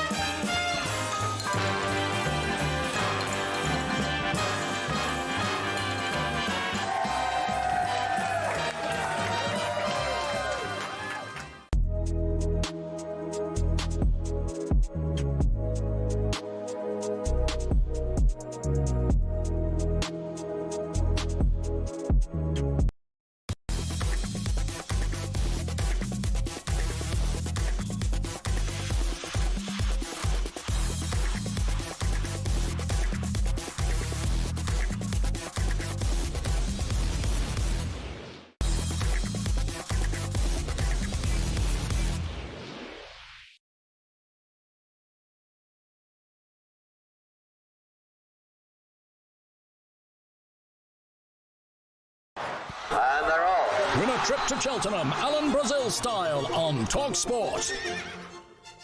Fancy joining talkSPORT at the Cheltenham Festival for the Gold Cup? Here's your chance. We're giving away the ultimate hospitality experience for 2 on Friday the 13th of March. VIP treatment, 4-course lunch, free bar all day. You might meet some of the talkSPORT stars until 4 p.m. until this Friday to get your entries in. Andy? What do you mean you might? It says here you will get to meet some of the talk. No guarantees, is it, with that lot? Well, that's true. Alan have gone. For your chance to win, text WIN to 83338. Text costs £2.50 plus your standard network rate. Or call 0343 418 7260. Lines closed this Friday, 2026 at 4 p.m. Why do we know how to put the year in? That's when you'll need to answer your phone if it rings. 18 plus, UK residents only. This is a TalkSport promotion. Full T's and C's at talksport.com. For your chance to win, text WIN to 83338 right now. Yeah, good luck, Newcastle. Have to keep Carabak at bay with a 6-1 advantage. Let's talk to Matthew Eltringham, Newcastle fan, content creator. Hey, Matthew, you okay? Hi, gents. How are you? Yeah, good. Confident. It's a funny game to go to, isn't it? Do you need an early goal just to ease the nerves? I mean, if the first leg score was maybe 3-1, even 4-1, I'd maybe say, yeah, we need that to ease the nerves a little bit. But it's for me, it feels a privileged position to be going into. I mean, to be in the sort of knockout playoff stage anyway, I would have taken that at the start of the season. But to be going into a second leg, 6-1 up from the first match is just a great position. So yeah, you maybe want an early goal because there might be a couple of nerves in the stands, but still, even going 1-0 down in the worst case scenario, there's still a lot for them to do to make that up. Are there kids? Do you have lots of kids? It's a sort of an opportunity, isn't it, for Eddie Howe to throw in some youngsters, maybe? I don't know. There's a 25 you have to name in your squad, so you know. Yeah, there's a couple that I think a lot of Newcastle fans are hoping to see. Shahar at right back, I think, feels like a one that should come in because obviously Kieran Trippier has played way more football in the last 2-3 weeks than a 35-year-old right back should. So it'd be nice to see him rested. Murphy at left back on the other side would be another one, but will he go with 2 full backs from the youngsters in a match like this? I don't know. But there's definitely levels for rotation there. And I think a lot of Newcastle fans heading over to St James's Park tonight are hoping to see some players that they maybe don't know too much of the profile of. And it's a good opportunity for some of them to really get that first big opportunity in front of the home crowd as well. It's been a funny season for Newcastle. They've been inconsistent. At times they've played really well, and at times they've been sort of mystifying to Eddie Howe that they haven't played that well. So, and interesting to hear him talking about Voldemort as being more of a midfielder than a striker. Yeah, it's an ongoing experiment, is what it feels like. I mean, I know some people have been quick to write him off in both positions. I think more recently as well, there's lots of articles circulating from different people saying he's not suited to the Premier League. Some people are saying he's not a forward. I think right now, in our 4-3-3 pressing system, when he's played as our lone striker, he hasn't necessarily looked suited. And I think for Stuttgart previously and for Germany, he does have someone a bit closer to him. When he's dropped deeper against the likes of Aston Villa and Carabag in recent weeks, he's looked better. And then against Manchester City on Saturday, I was surprised to see him playing there again against opposition like that. He was a lot quieter. So there's lots to talk about whether he's happy or unhappy. I don't want to speculate on that because that's all it is. But we have seen more output from him in recent weeks when he's dropped deep because he's so technically good on the ball. But in terms of a striking profile, I'm sure you would agree, gents, he's a very, very unique profile for what the Premier League's seen for a lot of years. Yeah. He's a good player. When he arrived, I was like, this is great. He's so fun. He scores these fun goals. And you thought, okay, it's very different to Isak. But actually that idea of him with Gordon and Alanga, you just thought a bit like sort of Bayern Munich with Kane, Elise and Diaz, that kind of style of, this sort of guy in the middle that can bring people into play. I thought it looked better than it has turned out to be. But I suppose, if he starts playing well again, Alanga started to show some signs recently, hasn't he? Yeah. And Jacob Ramsey's actually played. Yeah, we've started to see signs from all. It's interesting what you say about Voldemort because he started his Newcastle career so well, doing a lot of things that we were told in his previous time in Germany he wasn't great at, despite being 6'7". He scored a lot of headed goals for us, and there was obviously the lovely flick at Brighton, which was a lovely crafted back heel first time finish, and we're thinking, wow, what do we have on our hands here? And then again, he's probably looked more and more isolated the more matches he's played. He was asked to play a lot of football because of Wister's injury, which wasn't ideal, coming to a new country in a new system. But yeah, it's like you mentioned, I think on paper at the start of the season, wow, Alanga, that's great support for him, running off a big man who wants to get people involved. His Newcastle career's really, really stalled and is only starting to see glimpses now. Anthony Gordon, when he's played on the left-hand side, hasn't always been great this season. So there's a lot of different moving parts that have contributed, but I do feel like for Eddie Howe, evident in him playing a striker and then a midfielder, which you don't see very often. It's just an ongoing experiment in a season where Newcastle probably could have done without that. They could have done with a striker coming in to replace Isak, who just played up top solely and scored goals week in, week out. So it's definitely been a funny season, as you mentioned at the start. You haven't seen the best of this. So I watched a lot of him at Brentford. He's a terrific player, and I have no doubts about him. And it's interesting, the Anthony Gordon experiment is a good one for Thomas Tuchel, isn't it? Because it gives him a sort of alternative to Kane if he can play there. And a lot of people have said he's better there and allows Barnes to play as well. Yeah, I think Anthony Gordon has certainly surprised me. I was always one saying that I didn't like him playing down the middle at all, based off what I'd seen previously. But I guess I know you've said, Johan, we haven't seen the best. I totally agree, because we knew what player we were getting, because we watch him week in, week out in the Premier League last season for Brentford doing so well. It kind of tells you the story about where our striking options are, because Wissa, by nature, is the sort of player to suit that pressing system when he's on his game, with his energy. Anthony Gordon has been asked to come in there because he is the one who suits it the best, particularly when we press from the front, and he's improving more and more in his runs in behind, in his decision-making, in his instincts when crosses are coming into the box. So as long as Newcastle are winning football matches, I think I speak for most fans when I say we're not too bothered who's playing there right now, because what's happening in the season is more important on whether signings should be shoehorned in. It's just about getting results. Enjoy the game tonight, Matthew. Thanks for coming on. Thank you very much. Thanks for having me, gents. Matthew Eltrim there, Newcastle fan, content creator. That's us, Andy. What an amazing radio show. Good. I You enjoyed were it. wonderful. Would you like to do an affirmation? No. No? But thank you very much anyway. That's okay. That's good. You were tremendous. It's always a joy. You're back Friday, Thursday for the birthday spread. Me and Hopefully, Charlie yes. back tomorrow. And after us, Drive, Andy Goldstein, Darren Bent, James Milner will be their guest.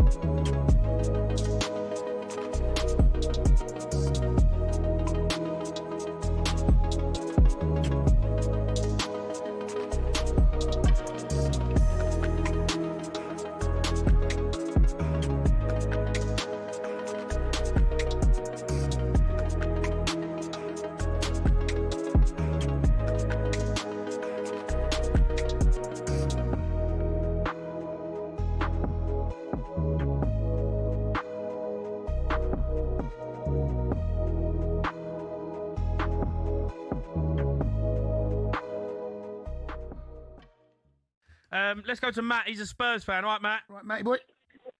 Hello, mate. Yeah. Fair enough.